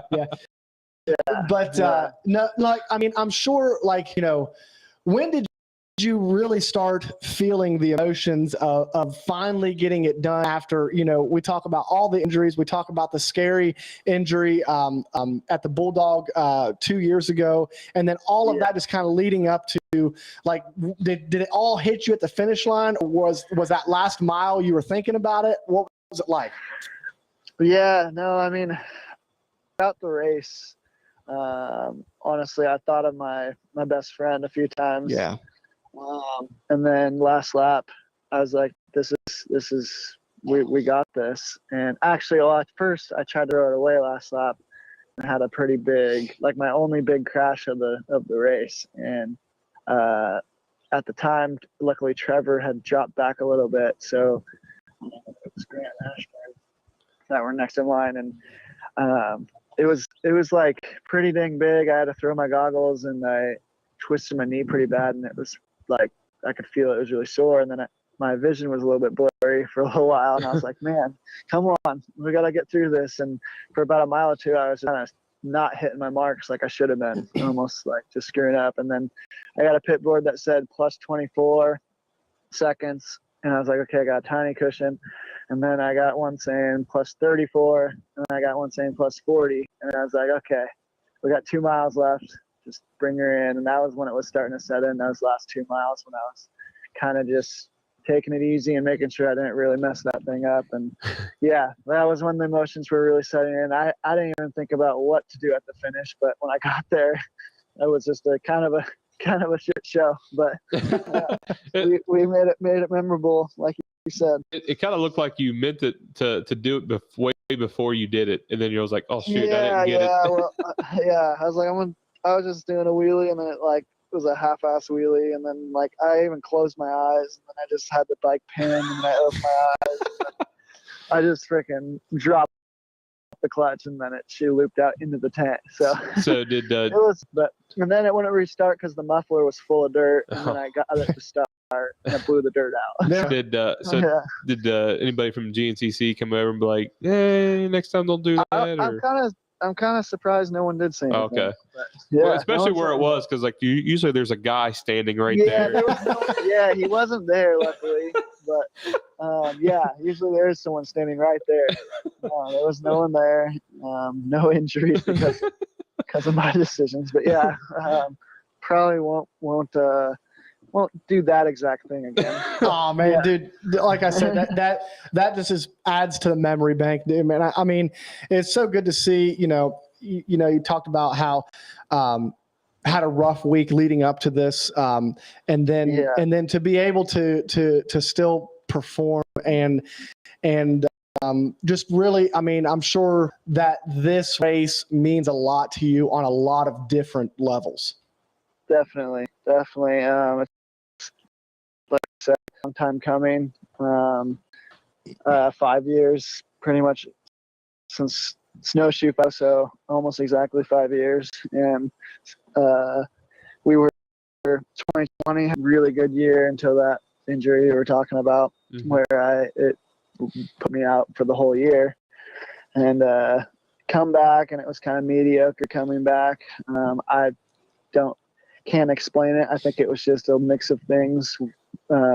Probably a little bit overcautious after that injury, a little out of fitness, just hadn't raced for a year, and kind of got back into it. And then coming to this year with high expectations and struggling with this little injury that's just been nagging, and then finally pulling it off. And the team's been great through all these downs and ups.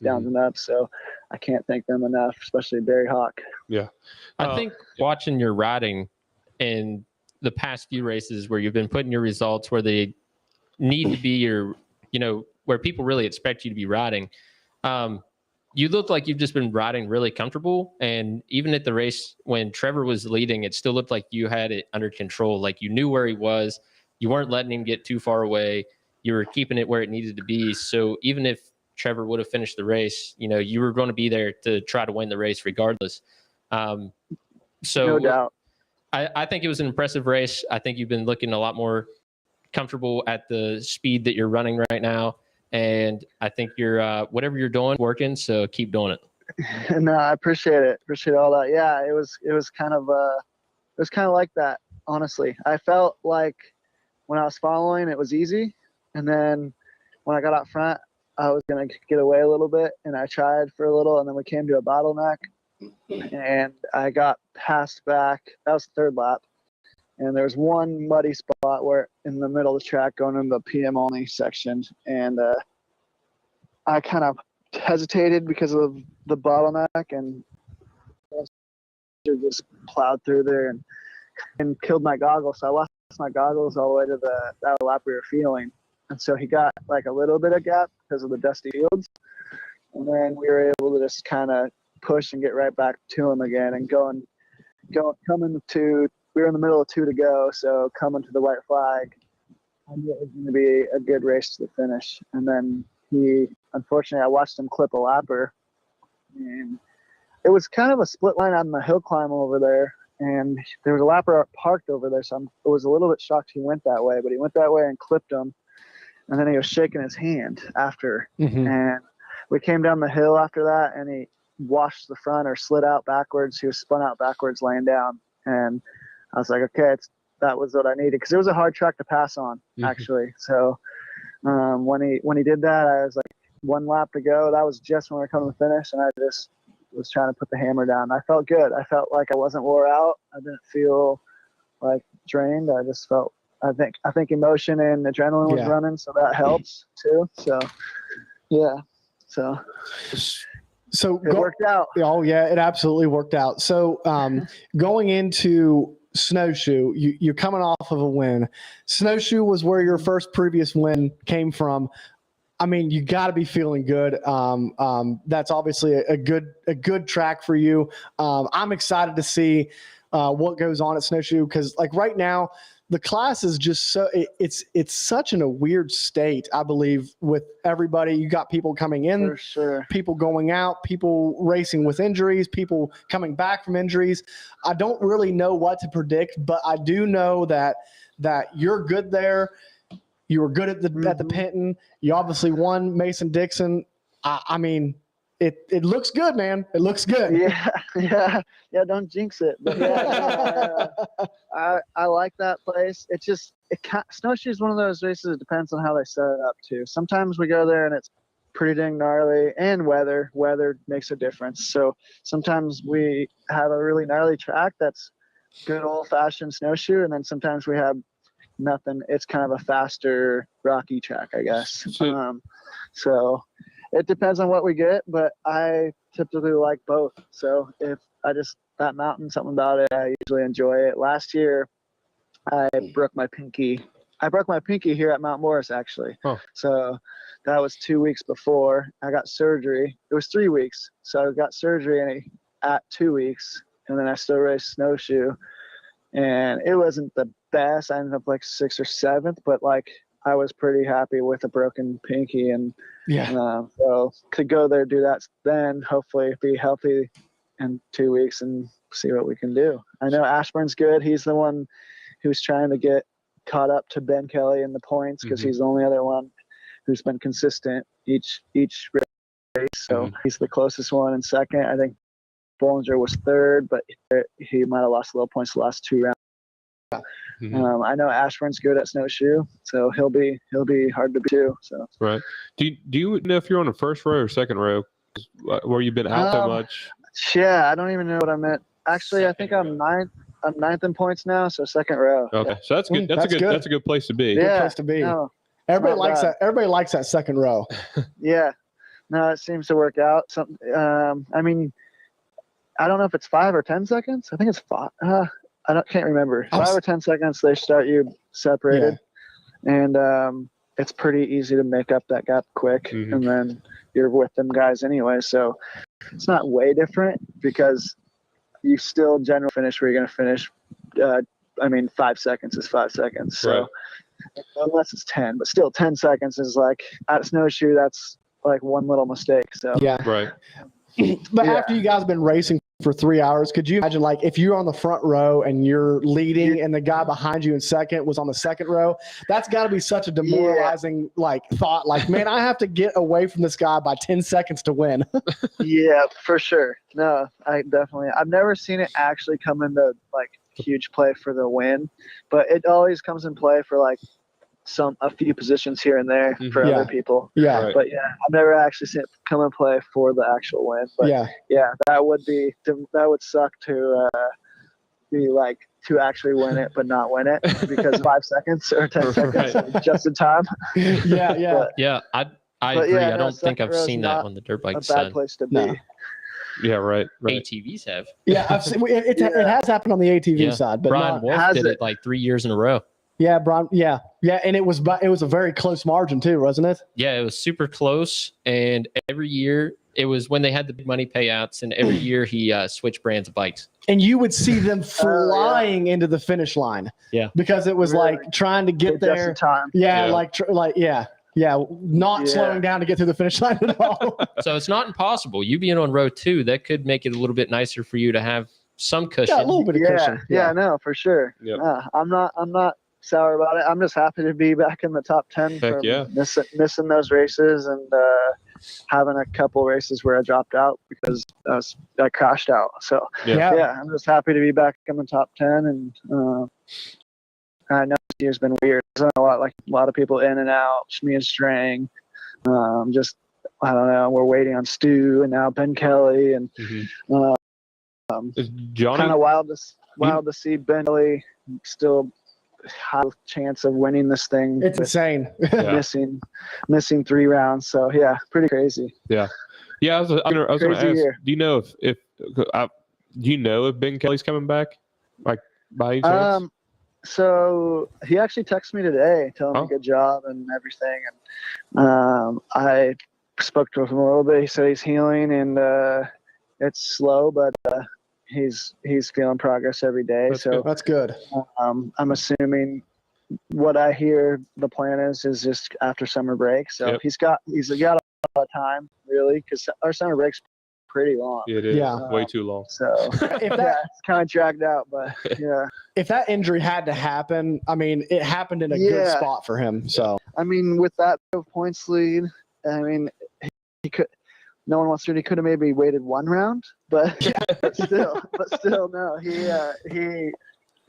I jokingly said, "Hey, I'm helping you stay in the points lead now." So because the last 2 rounds I was able to beat Ashburn, so that jokingly I helped him, but I wasn't playing at any. No, right. Yeah, but he said, "Yeah, I know, right?" He said, "What are the odds of this?" I'm sitting here watching this on TV and thinking, crazy, I could still be in the points lead. Yeah, absolutely. This long summer break is going to be good for a lot of you guys. I mean, except you're primed and ready to go. I'm sure you're like, man, I wish we could just race right through the summer. Yeah, no, exactly. Yeah, I don't really even, like just getting going, but there's still little battle wounds that I wouldn't mind getting fully healed. I guarantee there's nobody on that XC1 line that doesn't have something sore, something hurting to get through. But yeah, no, right now the mojo's going and everything's feeling good. And like he was saying earlier, like I'm just comfortable at that speed, comfortable with the bike, just feeling it. So, and it's showing. So, Yeah, absolutely. Well, Ricky, we're not going to take up any more of your time, man. As always, totally really appreciate you always be willing to come on the show and chat it up with us, man. We really appreciate your time. Yeah, no worries. I appreciate talking to you guys, and take care. And hopefully we'll be talking after another win in a couple weeks. Absolutely, man. Absolutely, man. We'll make it happen, and we'll be looking to see you up at Snowshoe. Sounds good. All right, man. Talk to you later. See you, buddy. See you later. Yeah. Man, I know he said don't jinx it, but my picks are in for Snowshoe. So, man, I tell you what, like, it's really such a cool story. I mean, for those of you that don't know, like Ricky went through a ton of injuries, and then that biggest one being at the Bulldog in 2020 when he had that freak accident where I think the handlebar cut his leg open and he was bleeding really bad. But just a long story coming to fruition and having a win to kind of like not close, but close that chapter and be like, all right, I'm back, boys, and let's go. Yeah. So I'm going to be really watching to see how his snowshoe race goes and the rest of the season. Yeah, it's definitely awesome. Like when I saw he won, I was like, dude, that's so sick. So happy for him, man, because we all know how it is as racers when you're down, and it's hard to work back forward. So that's pretty cool. Yeah, absolutely. I think Ricky has overcame more than what most racers would endure. I've seen careers ended over a lot less, and he just keeps pushing for more. Yeah. So clearly he's not scared of the razor's edge, and he's willing to push it as far as he needs to keep doing it. So yeah, we'll see how it goes. And what's up, Brian? Shout outs there. Yeah. So let's real quick. We really didn't get to talk a whole lot about the ATV Mason Dixon race. Man, you know, what a race this has become. Yeah. And I know the points are a little further stretched out than what we would like, but I tell you what, man, those guys are just absolutely killing. And then Devin Feehan putting it on the podium. I talked before the race, and he was confident as ever, and he worked for that podium for sure, man. Yeah. I watched him every lap coming around. He was chipping away, and finally got that position, and then never let it go. Yeah. I mean, it's really awesome to see Devin do so well, and because he, you know, the way he came out of the summer break last year, we thought he was going to be up there all year this year, and he's always been right there on that bubble, and it's pretty cool to see him get back up on that podium. And I tell you, another guy that probably should have been on that podium, and I'm sure he's probably a little upset with himself, and that's Hunter Hart. Yeah, I thought he was going to be there. Yeah, I mean, he was running there for like two laps. Yeah, man. He was running there. He was even in the lead for a while. Yeah. Did you see the drone footage of him on the first couple laps with Walker? Like, he was all over him. I didn't watch the broadcast because of us being there. Did you watch the broadcast back? A little bit. I rewatch them after every race. The whole thing? Yeah, I'll watch the whole thing. So I watched some of it. I watched where Walker wrecked in the pits. I do like the speed, like I drag and click and watch. Gotcha. Well, Hunter Hart tried to pass Walker Fowler in the place that Bryson Neal passed Walker Fowler. Okay. Going into the second lap. So right after the finish, you hit the next field section. Hunter tried to put a pass on there. Couldn't do it at that point. Then later in the race, Bryson comes through the same place. He was able to make it stick. But he looked like he was getting after it in the beginning. I was like, oh, this is going to be a three-way battle for the win. That's what I called. I called that to happen, and it just kind of didn't end up working out. But it's definitely awesome to see the other guys stepping up, getting on the podium. Adam was sick and still finished with a top 6. So yes, you watched between the arrows. I saw that. Modium. 35 and what did he say? Like he said, they asked him how he felt. He said, well, I'm 35 and I have the scores. Yeah, that's right. So he ran good for being sick and getting into the race there. Feehan did awesome getting on the podium. You know, they said that this is the biggest points gap they've ever seen for a champion to try to come back from. So if Walker does come back from this, then that's super impressive. But even Walker said himself that this is Bryson's championship to lose. So yeah, it is. It is. And what I think it's going to happen, I think Walker's is going to ride it out, and if he does lose, I think he's going to come back more. I think we're going to see Walker Fowler if he doesn't get this one. So while I was at work today, I was sitting here and I was thinking about this. Whenever you see rivalries, you know, you see people kind of attach themselves to other people in the history books. Like, let's go over to the Supercross. You look at Ricky Carmichael, James Stewart, Chad Reed. Those guys are forever attached to each other. You go over to the ATV motocross. You can't mention Chad Wienen without mentioning Joel Hetrick. Yeah. You can't mention there's a lot of racers and a lot of teams sports, for instance, that are synonymous with each other. And I really believe that we are starting to witness, not starting, we are witnessing a rivalry between Walker Fowler and Bryson Neal, a real rivalry. Before Bryson, did Walker really have a rival? Yeah, he had competitors. He had guys like Adam. He had guys like Chris Borsch. But with him and Chris Borsch, it was kind of a changing of the guard. Now, with Bryson, I feel like for the past 3 years, we've been seeing this rivalry develop. Because it's always been, well, Bryson has the speed, Walker has the consistency, and it's that clash of titans in that sense. I feel like we are witnessing the beginning, not the beginning, but we are witnessing a rivalry develop, kind of like a Chad Ween and Joel Hetrick. Yeah, which I hope it does, because it makes it more interesting for everybody. I hope it does too, as fans. But it's funny how we're talking about this, because we were talking about the age thing. Fowler and Neal are kind of on their, I don't want to say way out, but they're on their top of their peak. You know what I mean? So, how long do you think Bryson's been at the top of his peak? Well, I mean, the last couple of years, Bryson's been putting in the speed. He just never could, have the consistency of finishing races. I mean, I would say that Bryson is right now at the tip of the peak. He is right in his prime.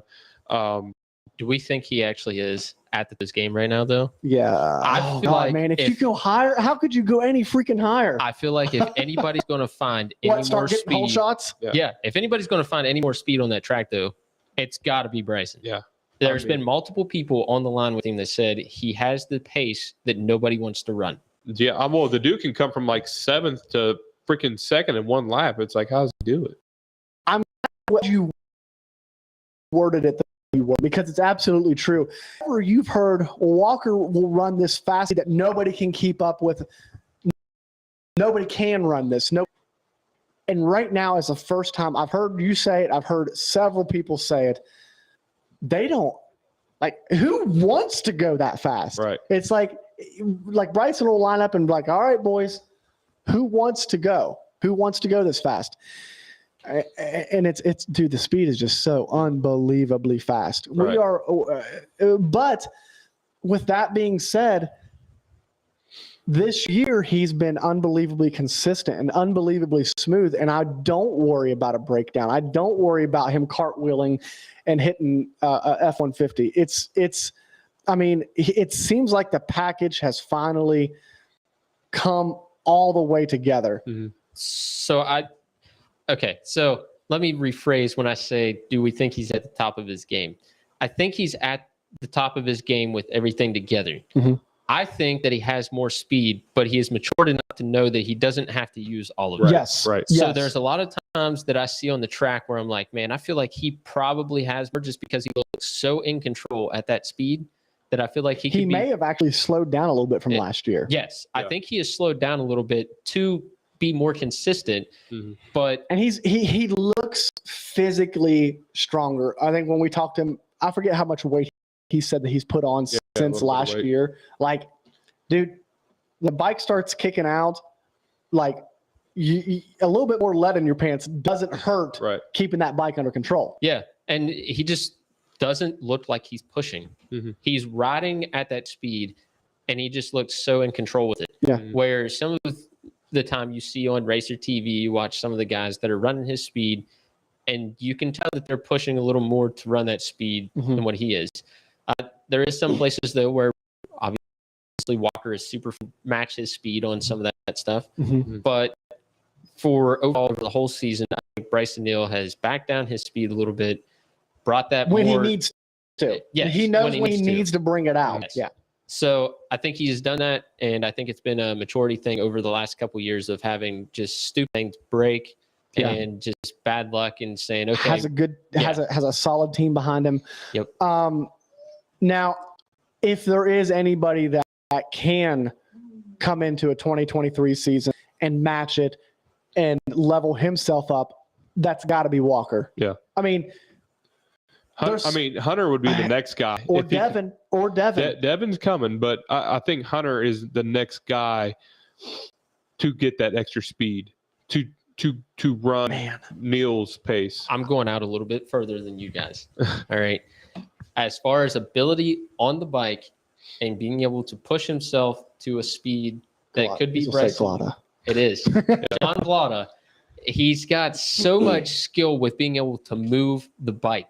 If he can match Bryson Neal's speed and still have that consistency with the way that he can move a bike around, then I would say that he could be right there with him. Well, that's what I was trying to say earlier. Like I said, I hate to say it, but Bryson and Fowler are on the top of their peak. We got Hunter, Feehan, John Glada, those guys that are coming through. They're still climbing that mountain. They're still climbing that mountain. Thinking about, I think Fowler's probably 30 now this year. I think he's 30. Is he 30 years old? No. I think he's like Bryson's 27. Walker's 30? I think. I thought Bryson was 26. Maybe. I think he might have just turned 27. If he's not 30, we just offended him. Which will give him motivation he's at least 29 or 30. So I was thinking 29. He's at that, you know what I'm saying? He's at that peak. How many more years? He's been kind of hinting around to where he's over the peak and on the downhill end, calling so much BS on that Walker. I'm calling so much because I do feel like dude has been champion for so long and has been the driving factor into the reason why the class is the way it is. I think that he has more in the tank, and I don't think that he's on the downhill side. You could even look a couple years into the future and look at the XC2 line. Like Owens has been finishing in the top 10. Yeah. Wilkins finished in the top 10. Jay's been in the top 10 consistently. So I think even when they move up, you could see somebody within the next couple years out of those guys that once they hit that adjustment. I mean, Jay's already been on XC1. He pretty well knows what to expect when going there. So I don't think it's going to change too much for him. But Brandon and Wyatt have not ran XC1. So I think you're going to see a season where they adjust a little bit. But once they figure out what that piece is, then I think you're going to see those guys coming too. And Wyatt is one that had raw speed. And we were just on the phone with him, and he was talking about how he's been focused on the consistency and things like that. And what he's done this year. Yeah, what he's done this year. But Wyatt, I mean, he's got a lot of raw speed if he can figure out how to take that all the way 2 hours. It just seems like right now that this class is so deep, the C1 that is, that you have, for those guys, once they get on the front line, you have like 6, 7 guys that you have I'm almost the whole darn top 10. Probably the whole top 10 that you have to work your way through to get up there. And I would say the natural progression right now, like the guys that I'm looking to see next year potentially battling for a championship is your Hunter Hart, is your John Glada, and your Devin Feehan. Like those 3 guys right there are the I'm gonna say there's 3 years out for that. Yeah. For these guys. I mean, if Neil keeps riding the way he is, I don't see him diving off in 1 year. No, I don't see him diving off either, but I'm talking other guys leveling up. I mean, look how much Devin has leveled up just from the middle of last year. They're coming. I just don't know if they're that pace because right now, I agree. Right now. And you think 3 years? I'm going to say 3 years. I'm going to say 3 years. I think it's shorter than 3 years. I think it's shorter than 3 years too. I think to compete for the championship, to compete for race wins in the championship, because I'm going to say, and this is like, we're bench racing, of course, and this is wishful thinking because, like, as guys that I'm not going to call us analysts, as guys that sit around and talk about the show give me the in pie the loft chart. of a garage. Come on, give me the pie chart of how they're going to progress here, Coop. In the sense of guys that sit in the loft of a garage and talk about it, we want to see the more people in there, the better. Right. Well, it's going to be good. Like I was saying, the way Bryson's been riding I this say year. 2024 is when you see those guys battling for a championship. It's going to be close. It's going I to think least 2 to 3 years. 2023, you start seeing race wins. You start seeing like flashes, kind of like what you saw from Bryson.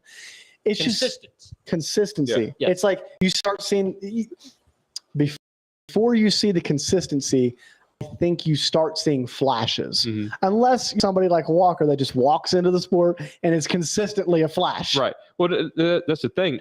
We all know. Not always. We all know if Fowler, like I said, if Fowler doesn't get this done this year, he's going to come back, and it's going to be the Neil Fowler show again. That's why for another year, for at least another year. Yeah. So that's why I really think that we are seeing something along the lines of a Wienen-Hetrick rivalry. Right. With that being said, though, and this is no disrespect to the motocross community, I think the current T1 GNCC ATV racing pro line is a little deeper than the ATV motocross. I'm not going there. You throw hey, take the hate out on him. No, come on. Take the hate out on him. Come on. I don't know, man. Come on. It's pretty deep over there. You got Wolf. You got the Ford brothers. Wolf's not racing. Yeah. He raced at High Point. He raced. No. He got second in Ironman. No. I know. After sunset, though, he's going back to get back surgery. Okay. Well, I mean, he was racing. What? Okay. He's not racing anymore. I thought he's not racing now. Right now. No, he's not racing the rest of the season. Okay. No, here's what I'm saying. But those, okay. You got Janusa. You got. I agree. Rastrelli. You got Brandon Ho. I agree. I feel like it what could are you be doing every year? I feel like it could be pretty equal. Yeah, I mean, he kind of threw. Like I said, he said that. I just said a little bit deeper. I said a little bit deeper. I mean, I guess if you come on, I guess if you throw in some of the XC2 guys that are finishing up there, that deepens the field. But we're talking about two different. Like we're comparing apples to oranges, obviously. It's obviously like Moto is way different than Woods. Okay. XC2 doesn't race with XC1 and Moto. Okay. Right. Here's this question right here is going to prove my point 100%. So, in the past 3 years, how many people have won an ATV motocross? Have won? Yeah. A race. Webby, not a moto, a race. Let's see. Hogue. Did Hogue? He never got an overall? A whole race? A whole race. Like both motos. Both. Well, see, not both motos, but the overall. Well, that's what I'm saying. Yeah. See, once again, it's apples to oranges because you got 1 2-hour race and then you get two different motos. It's not apples to oranges. Yes, it is. Because what's it been like? It's like golden crisp apples to green apples. No, moto format, we all know if you take a 2-1 and flip it, the guy is going to you could better yourself overall. So you don't. It's two different races. So are we going to say motos then? If we do motos, yeah. I mean, you got Bryce Ford, you got Wesley Wolf, you got Joe Hetrick, Chad Wienen, Wesley Brandon won Hogue. a moto. When did Wesley win? It was a mud moto, wasn't it? Did he win the moto or did he win? He won it overall at Daytona, I think, didn't he? No. Which one was? Okay. The point I'm trying to make in the past 3 years, maybe longer. There's two guys. Look at XC. XC. Look at cross country. It's been Walker for the last 7 freaking years. Okay. And then. No. I'm saying 3 years. We're not looking back at the past 7 years. In the past 3 years, you have Walker, Bryson, Hunter, Cole, Devin. No, Devin's not one. No. In the last 3 years, he won Mason Dixon, didn't he? Third. Devin Fee. He's one of them. He's not one. He's not one in overall. I don't know. No. I know what you're thinking of. He led and he ended up getting on that podium. He got on the podium at Mason Dixon, but I thought he did win one. Okay, you got Jared McClure. That's number 5. Mm-hmm. You got Adam McGill, 6. Chris Borsch, 7. So in the past 3 years, you've had at Chris least yes, one in 2020. He won the general, I believe. Was it really? Gosh, if I'm right, guys, that is a good one. That is a good one. What'd you say? The general? I think so. I don't think. Walker found won the general. That's what I was 3 years ago, he won though. All right, let's do it this way. He won, or did he get it on the podium? No, he won. Are you sure? Yes. Maybe 4 years. It's low. He's pulling it up. Chris Borge did not win in 2020.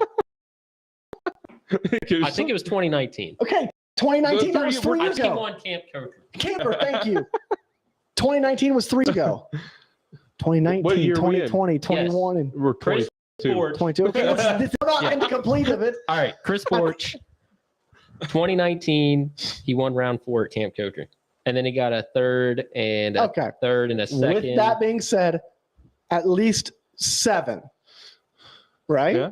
7 Yeah. compared to 2. I'm telling you, it's not 2. It's 2. It's not 2. Okay, we're You not can't doing count motos. because You're you have to overalls. count motos. No, you can't do you can't. overalls. Because Motos are if different. that's the I can case, we I have to can go count Nick 3-1. DeNoble. We have to count Nick DeNoble Listen, at the Ironman this past. Exactly. If I Let's go go- hey. 3-1, That's a win. it's a win. Listen, if I go 3-1, you go 1-3, I beat you. So No. these guys aren't going. Okay. These guys aren't racing different motos, and it's a whole point system, and it's all crazy. You can't count that. It's apples to oranges. It's not apples to oranges. All I said was it's a little bit deeper. That's all I said. All right, That's all I said. things are getting deep in here. I don't know if it's the Oh, field, geez. but things. All are I know is definitely- I am with Brian Bender. He said that if we can get Masters off the LTR. No, wait. Maybe I'm not with him. Maybe I'm not with him. I think he should be on the stock LTR. I like to know when he's coming. He might be able to get up there and battle with him. I mean, I'm not on the same page. I'm not on the same page with Brian because I think that Devin should be on the LTR. I just think he should be on the stock LTR. Listen, he needs to be on Yamaha. All So that's all so I got to say. Got to be on Yamaha. Yamahas can get sticks stuck in them too. I mean, I'm just saying. I don't really have a preference. If it's got a motor and tires, I'll ride whatever. But I think it would definitely help if I had like more consistency on maybe a little backing for parts and things like that. So that way I could consistently finish where I need to be. Just because sometimes there's dumb stuff that happens and it's like, well, if I had a little bit more money to put this part on this week, it wouldn't have happened. Right. Or like one of the races, a fuel injector messed up on me. Yeah. So it's like, okay, well, if I would have had a new fuel injector instead of having to reuse old fuel injectors, then maybe this would be a little bit different. But that's still no excuse for anything. So like, I'm not gonna sit here and say that it's because of that wouldn't have been different. Right. But I don't know. Maybe people are onto something. Maybe I need either more fresh parts or some fresh bikes. But either way, I'm not partial to anything. I'll ride anything that's got a motor and moves in a forward direction. That has 4 wheels. If it's got 4 wheels, I don't care. I'll race a shopping cart if you put a motor on it. Would you ever consider racing 4x4s? Now there's money right there. Oh my God. I've already thought about this, except for it's way more expensive than riding a sport bike. Okay, time out. We talked to Cody last week. You heard that interview, right? Yep. Maybe it's way more expensive up front, but maybe the upkeep is not as bad. It could be true. You're rebuilding motors a lot more often than we asked him how often he has to rebuild a motor. He said that's non-existent. That is true. I think It's just- 4x4s would be hard to switch to, right? Because like the sport bike, if you want to try out a Yamaha or something, I'm sure somebody will loan you a Yamaha to try out and be like, hey, do you like it? Or if you want to try a Honda, somebody's You're gonna telling loan me you you a couldn't? Honda. You telling me you don't know anybody that rides a 4x4 that could let you ride it?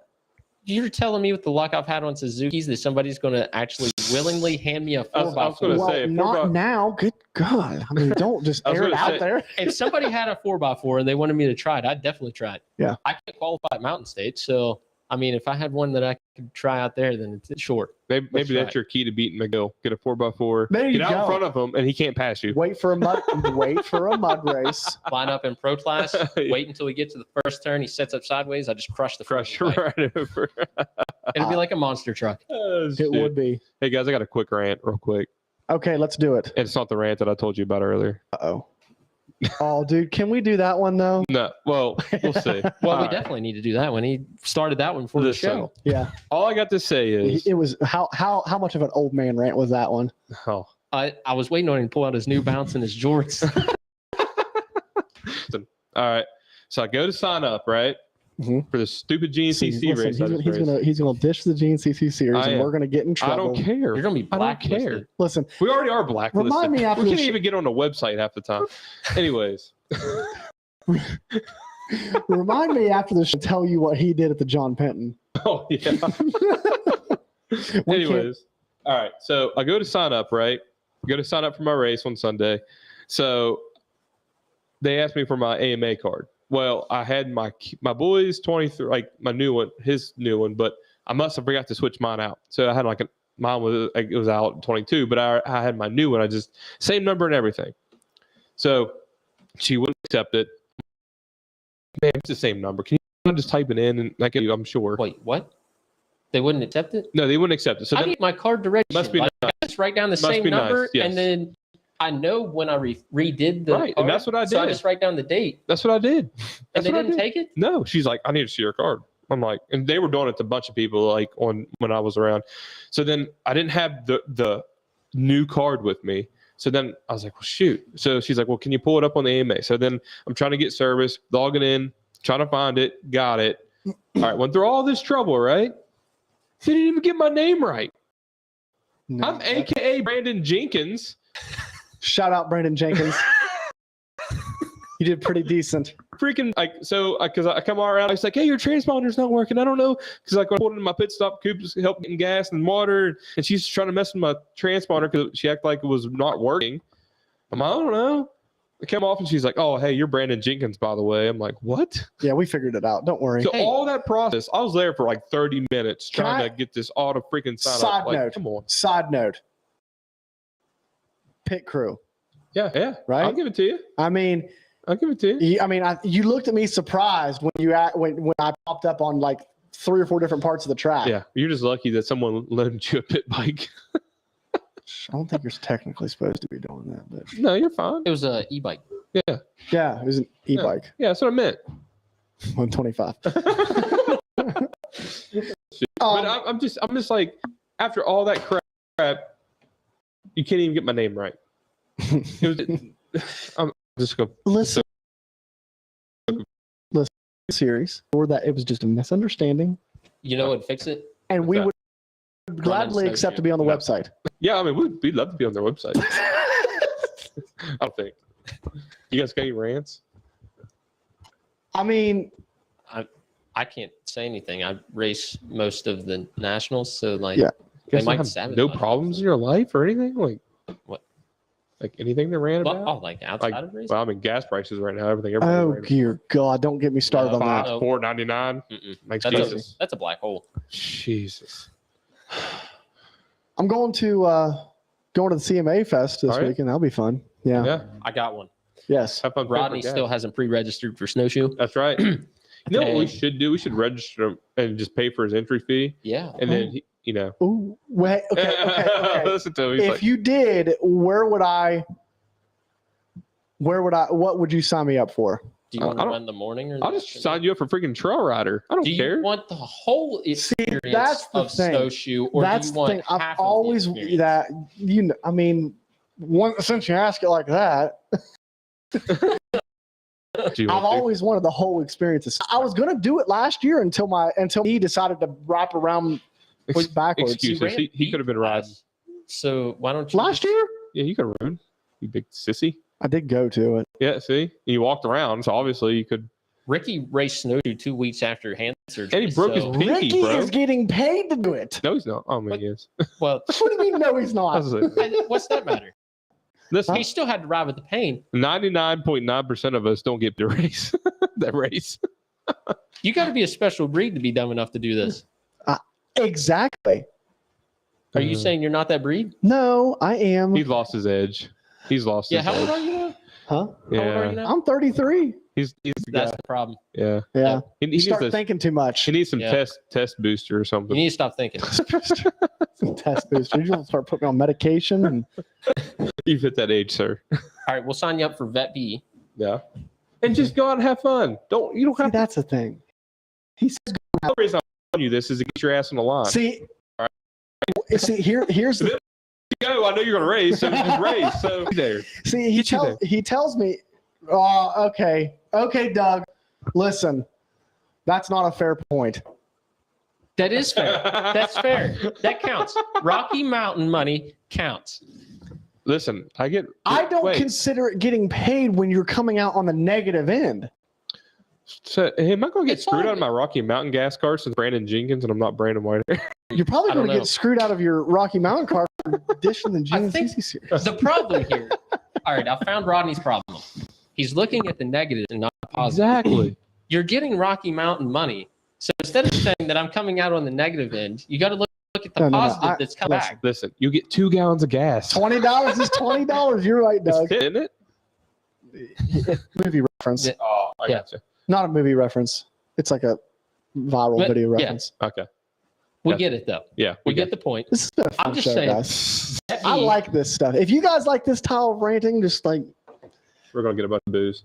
nah. Look, why don't we just? You They could can do turn it like. off. Well, you could do like a separate thing too for just like a rant type deal. Coffee with Cooper. Coffee with Oh, Oh, boy. Oh, boy. might want to hold off on that one. I don't know. Just it kind of rings off the tongue. It does. What's the legalities on that? I don't know. The thing is like I don't know. So if I were to race snowshoe, I would want to race the PM race. I want the works. You know what? I want the, I You want can the race. I'll be there to Howard's pit Hole. you. You're I'll be already there to signed up. pit you. Mhm. You're signed. You can sign up. I'll pit you. I'm being there.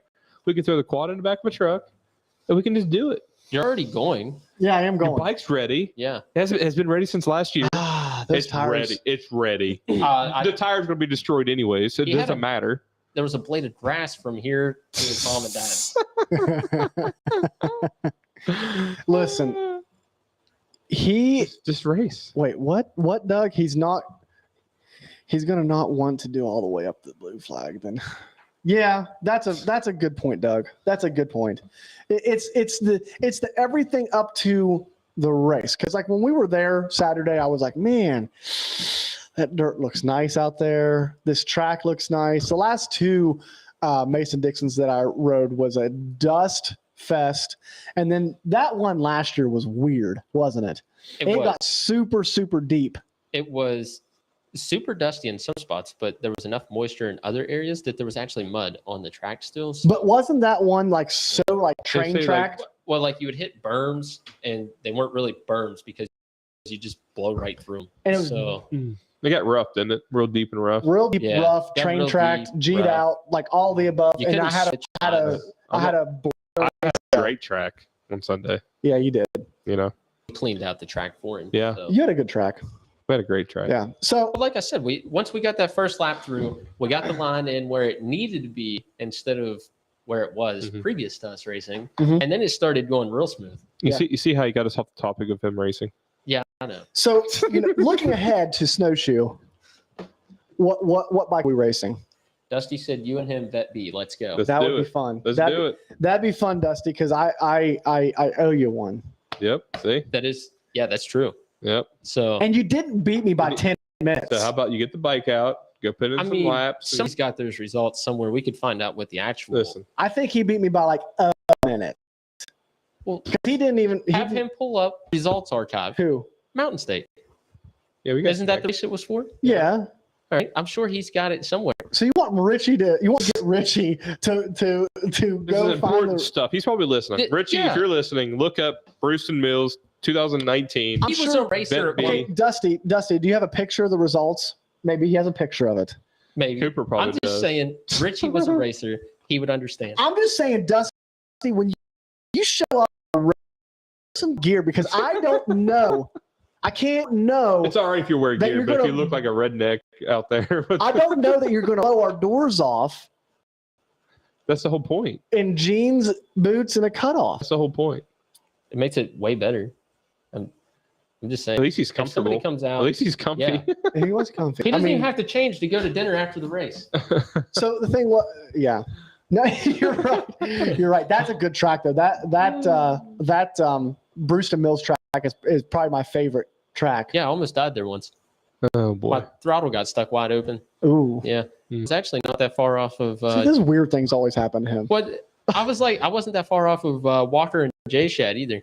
I like I think I was 16, and I think they had me by like 30 seconds maybe, and we were almost at the end of the race. Came off a downhill, and it stuck wide open right into a tree.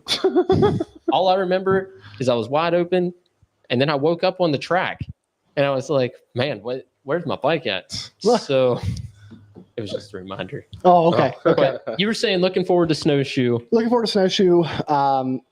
You are, like you said before the show started, you're in a position now where you're like, man, I just want to go for wins. Snowshoe. I think you could do it at snowshoe. Well, all right.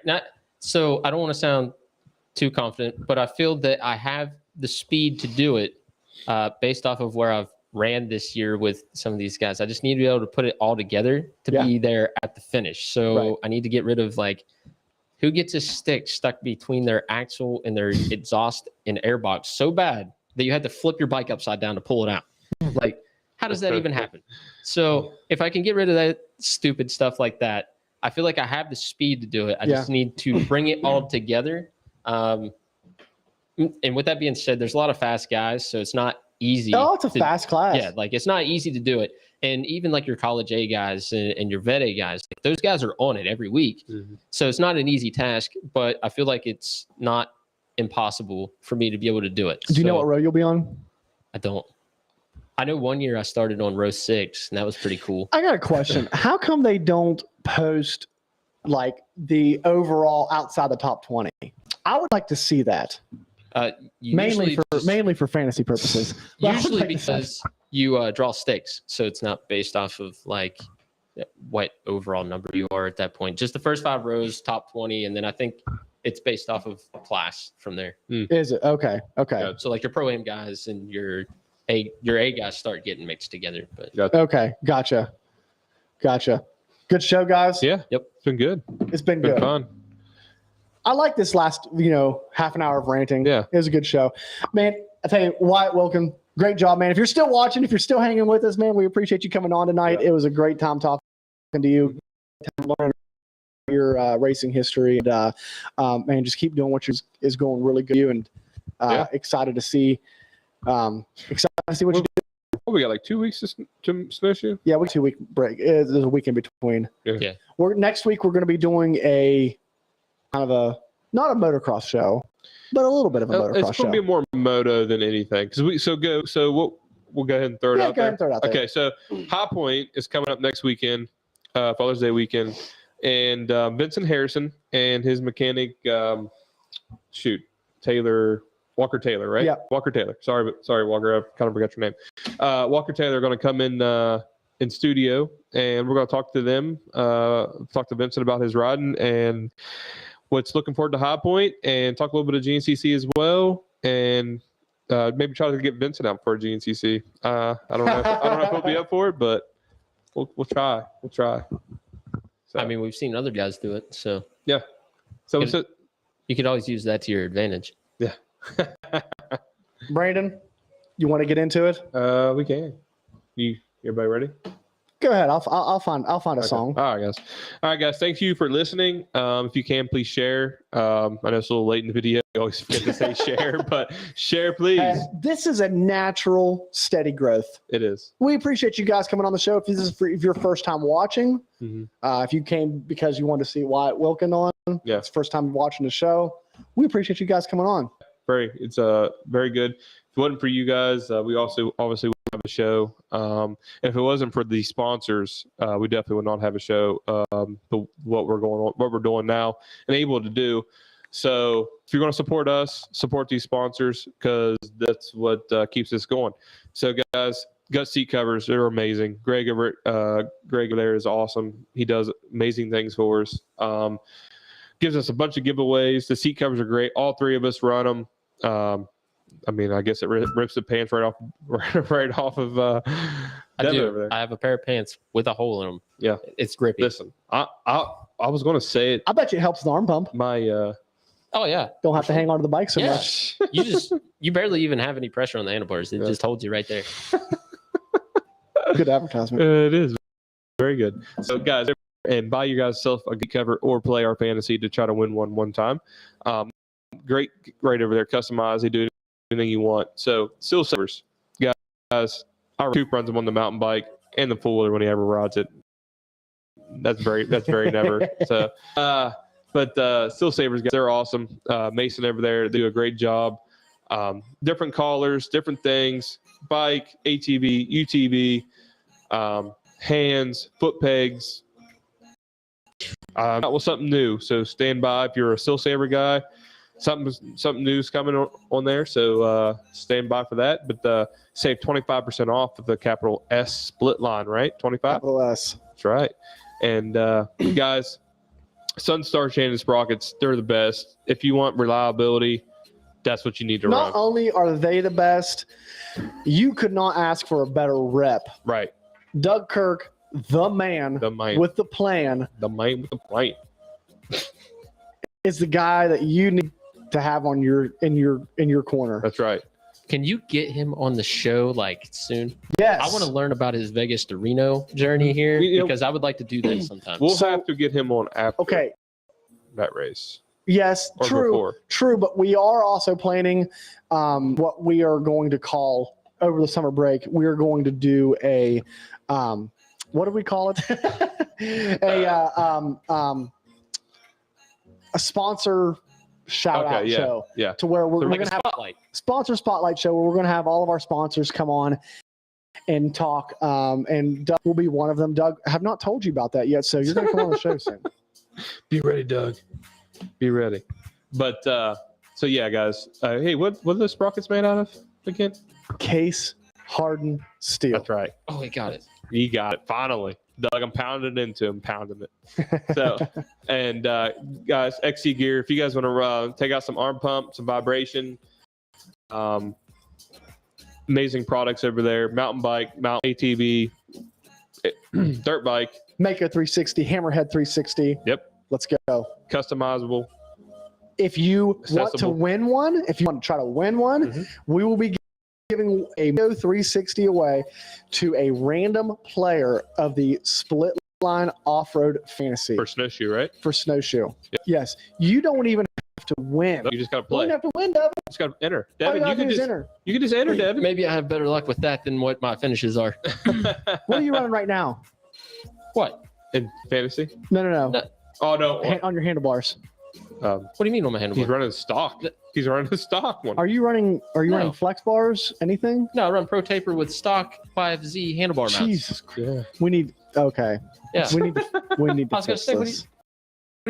Talking about fantasy and you're... No. Well, I'm talking about the XC Okay, Gear Mako that makes 360. sense. Okay. You need a Mako. You need a Mako 360. I mean, I've never tried one, so Let's make it happen. All right. Captain. See what we could do, mate. See what we can do. Guys, and then once you got out on your bike and you want to be a rider, you want to go out and win your class. You want to make Mountain yourself a State. more technical, Yep. consistent rider Mhm. that can attack any terrain that's thrown your way. Right? Mountain State Hair Scramble. Go.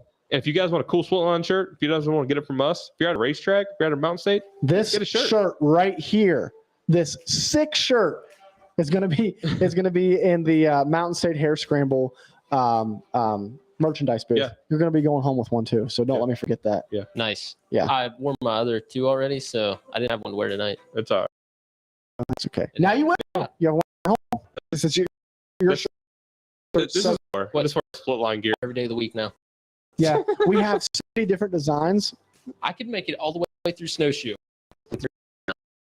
Saturday, Sunday. That's all I wear at the races. If I see you outside of gear, footline shirt on, I'm taking every one of them away from you. Oh shoot. Yeah, guys, seriously, go hook these sponsors up. Go hit them up. Use the discount codes. Save yourself some money. Support the guys that support us. Make your bike right. Yeah. Make it reliable. Don't be like Devin. No, I'm joking, Devin. Devin's running the stalker at Snowshoe. He'll be good. I'm just joking. Might want to pick him in your fantasy this week, You might. next week. Snowshoe, it's gonna be crazy. Yeah. I mean nuts. We'll come back next week though. All right, guys. You Good ready? show. Good show. Good Devin? show. I want to thank Wyatt Wilkin for coming on the show. Ricky Russell, thank those guys for being a part of this show, episode 79. It was a blast. Mhm. We got a little loose at the end, Yep. but all in all, We like it's it a loose. solid show. We like It's it a loose. solid show. They do because it keeps it, keeps it fun. Listen, sometimes I like just keeping it loose. I think it's better. Hanging out like it's a it's a cruise. We're just split line. Good thing it's crew. on a Friday night. We don't have to have some drinks and really get loose. Oh boy. All right, guys. For episode 79, for Devin Masters, Brandon White, here, myself, Rodney Brandon Cooper, Jenkins. Brandon Jenkins. Split line out.